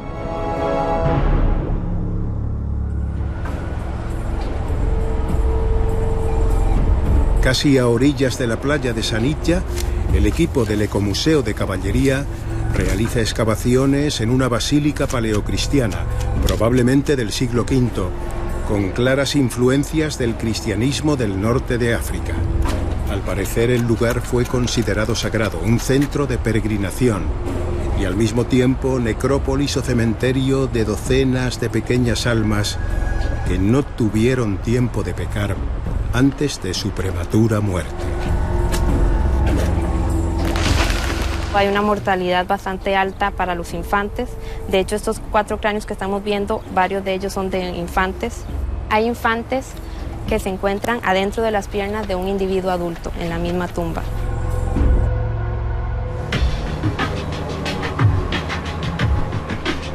Justo enfrente de la playa de arenas blancas de Sombou, al sur de Menorca, existe otra supuesta ciudad submarina. Está a menos de 300 metros de la costa y a una profundidad que oscila entre 2 y 15 metros. 7 hombres con el mismo nombre, 7 mujeres con el mismo nombre, sin que se conozcan de nada ni tengan contacto alguno y se encuentren por casualidad la noche de San Juan en la playa de Sombou, emergirá una ciudad sumergida. En En 1954 se hicieron las primeras inmersiones para verificar el origen de unas extrañas formaciones de piedra que realmente semejan una ciudad bajo el mar. Sin embargo, los resultados fueron poco aclaradores.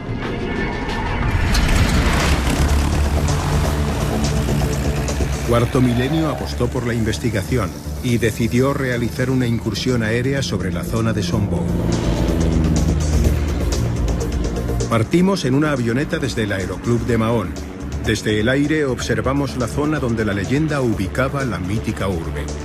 Las sombras de unas formaciones geométricas de origen natural se filtran a través del agua, dibujando de forma caprichosa cuadrículas que asemejan calles. Prosiguiendo las investigaciones, Cuarto Milenio solicitó al equipo de submarinistas del Ecomuseo de Cap Cavalleria emprender una inmersión para verificar cuál es el verdadero origen de aquellas extrañas formaciones que recuerdan una urbe del pasado. Los 6 buceadores, entre ellos 2 estadounidenses, barrieron un área equivalente a 400 por 300 metros bajo el agua, durante casi 2 horas de gran expectación.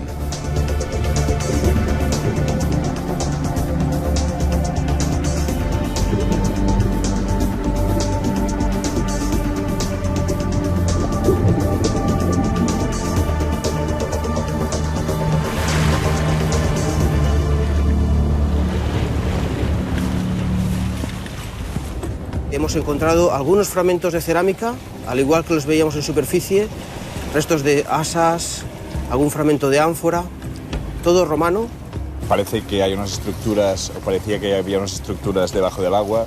Hemos ido, lo hemos comprobado, parece ser que bueno, son estructuras naturales, pero lo que sí que es cierto, hemos encontrado cerámica, hemos encontrado ánfora romana, como comentaba mi compañero, y también partes de lo que podría ser un barco, y es lo que hemos encontrado debajo del agua.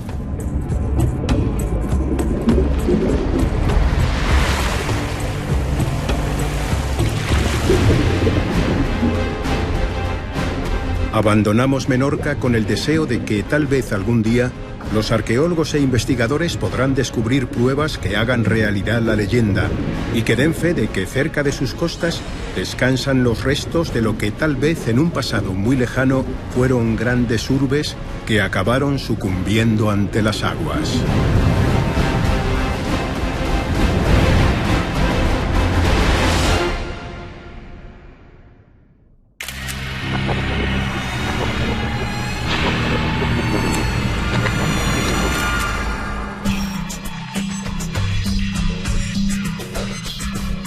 Empezamos con la fotografía de Laura Álvarez, que nos escribe desde Puebla, en México.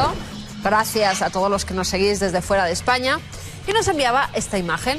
Dice que es una casa-museo que hay en Puebla.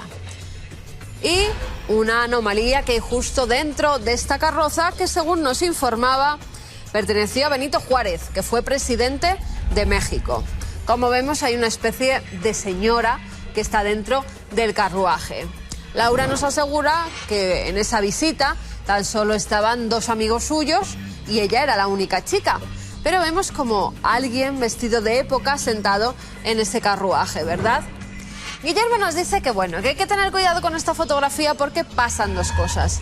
En un principio, que la imagen está recortada. La imagen original debía ser más grande. Y además que la información EFSI ha sido borrada. Con lo cual, no sabemos si es una fotografía fraudulenta porque ha podido ser insertada esta mujer como vestida de época que encaja justamente en la ventana del carruaje, o si por el contrario es una serie de reflejos que han formado esto. La foto editada está. No sabemos si para incluir a esta mujer o también para otro tipo de cosas. Y nos vamos con Sergio Jimeno. En este caso hasta Mijas, a la ermita de la Virgen de la Peña. Hizo unas fotografías de dentro de la ermita. Como vemos, hay una serie pues de objetos religiosos, una especie de manto también de la Virgen, y hay un reflejo que vamos a ver si lo puedo ampliar. Aquí está. Fíjense, Él nos dice que ve una especie de señora con un sombrero o un tocado, algo blanco. No sabe muy bien qué es. También nosotros veíamos una especie de monje como encorvado. Bueno, eso es lo que pasa cuando las fotografías pues se reflejan en los cristales, en los vidrios, que no se puede ver muy nítida la imagen. Ahí lo tenemos. En este caso, Guillermo nos dice que hay una solución muy sencilla. Algo que había detrás se ha reflejado y ha formado pues esta especie de personaje que por supuesto no estaba allí.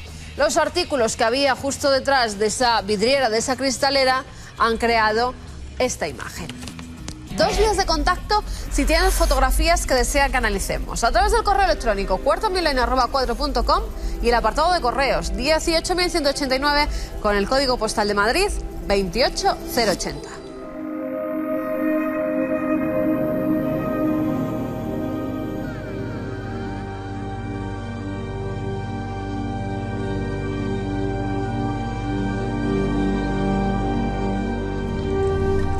Creo que me entenderán. Continúo observando el informe, protagonista indiscutible de esta noche, y yo creo que por mucho tiempo, porque pocas veces en la televisión, en ningún medio, ha surgido un documento, un elemento escrito de las Fuerzas de Seguridad del Estado que nos muestra en definitiva que a veces ocurren cosas que no sabemos explicar. Como decíamos, es tan solo la punta del iceberg. Y hay que imaginarse el inmenso iceberg, ¿verdad? Estoy seguro, miles de casos, cientos de experiencias, quizá no tan fuertes, pero que nos demuestran que en definitiva ocurren cosas que los vigilantes de nuestra sociedad son conscientes de ello, pero muy pocas veces, y hace falta mucha valentía, esto sale a la luz. Me ha impresionado también, cómo no, ese paseo por el mal que hemos hecho con el maestro Alberto Vázquez Figueroa, y lo que él decía, ¿no?, de que estaba viendo un ciclo de vuelta hacia cosas inconcebibles. Y yo no sé qué pensar, sinceramente. Verán, aquí hablamos muchas veces de conspiraciones, la cara oculta, los debates que hacemos, algunos muy polémicos. Yo veo el eco que generan. Hay parte de la sociedad, evidentemente, que prefiere que no se hable de todo esto. Los asuntos que realmente llegan al meollo y simplemente se debaten sin que yo tenga ninguna opinión formada, pero el simple hecho de dar voz a algunas cosas ya es un peligro. Parte de la sociedad, muy dogmática, se pone enfrente y es normal y natural. He ido profundizando porque esto del mal yo creo que no solo se debe a componentes políticos, componentes económicos. El mal debe estar en nosotros desde hace muchísimo tiempo, desde el principio quizá. Verán, hace tan solo una semana hablábamos de la niña de Denisova, ¿se acuerdan? Y claro, yo que soy un poco un romántico, o tengo algo de poeta loco, me imaginaba, siendo solo un fragmento de meñique, a esa niña, la última de su especie, en su cueva, sola. Y no sé por qué, yo pensaba que esa niña seguro que era mejor que nosotros. ¿Por qué tengo yo esta idea? Es que veo muy mal al género humano. En fin, surgía de esa forma espontánea. Quizás es un poco rusoniano pensar que el buen salvaje, lo más antiguo, era lo mejor, porque también habría, seguro, su dureza, su violencia, su mundo absolutamente casi inhabitable y lleno de cuestiones primitivas. Pero en ocasiones lo primitivo, lo menos refinado, parece que está más próximo al bien, ¿verdad? Y que conforme tenemos más elementos, surgen las envidias, surgen las competencias insanas, surge una sensación muy rara, pero que yo a veces detecto. No hace falta campos de concentración o centinelas de la muerte como Irma Grese. No hace falta personificar en alguien el mal. El diablo como mal, que yo creo que existe, se disfraza de muchas formas y entra en el mundo de muchas maneras. Verán, hace poco, y se lo cuento muy brevemente, tuve una de esas sensaciones de espanto similar a lo que contaba Alberto Vázquez Figueroa, y había ocurrido aquí en nuestra ciudad, en Madrid. Yo no sé si molestará a alguien lo que voy a decir, pero así lo sentí. Recientemente, hace unas semanas, en Madrid hubo un acontecimiento de esos que luego pasan, nadie se acuerda, pero muy triste, muy violento, muy fuerte. Una mujer que le habían robado el coche cerca de Barajas y había muerto, la habían matado. En circunstancias un poco extrañas, pero lo que a mí me espantó ya no es el acontecimiento, que evidentemente, pues delincuentes que roban, que matan. Lo que me dejó helado, lo que me dejó machacado, sinceramente, es seguir la noticia y observar que en muchos foros de la prensa, me estoy refiriendo, de los grandes periódicos de este país, había personas, que seguro que no son delincuentes, que voy a decir que casi justificaban el hecho, porque la mujer, claro, tenía un coche de alta gama. Justificar una vida humana, una muerte, una pérdida, pues por el valor que tenga un coche, a mí me hizo pensar en a dónde estamos llegando también, ¿no? En personas que desde luego no salen a la calle con una maza a matar a nadie, pero que luego en su intimidad son capaces de reflexionar de esta forma. Si tenía ese coche o ese dinero, lo que fuera, poco menos que estaba justificado o se lo había buscado. Cuando eso empieza a ocurrir, uno piensa que en esta sociedad, a nivel muy profundo, ocurren cosas que no se acaban de entender bien. En mi opinión muy sincera, la pérdida de concepto de que la vida es algo absolutamente sagrado, y no me refiero a sagrado como religioso, sino algo que está por encima de lo material, que es intocable, eso genera una serie de reacciones con el tiempo muy raras, y al final el materialismo parece que es lo que impera, y importa más la cilindrada de un coche, lo que cuesta, o el traje que uno lleva, que una vida humana, ¿no? Esto parece una barbaridad, pero yo lo he visto, yo lo he detectado, y seguro que los que escribían eran personas normales. A mí me ha causado una tristeza sin precedentes, porque son hechos que no ocurren en los campos de concentración lejanos, ocurren en Barajas, aquí al lado. Y ante eso la sociedad responde. Y ahora la sociedad además se expresa de una forma múltiple a través, por ejemplo, de las redes sociales. Y muchas veces ves poca sensibilidad, poca creación, y sí muchas cosas chuscas, soeces, groseras. Es mi interpretación. Y a eso voy. ¿No habrá una conspiración mucho más grande, mucho más seria? ¿Se está embruteciendo al ser humano con todo lo que tiene?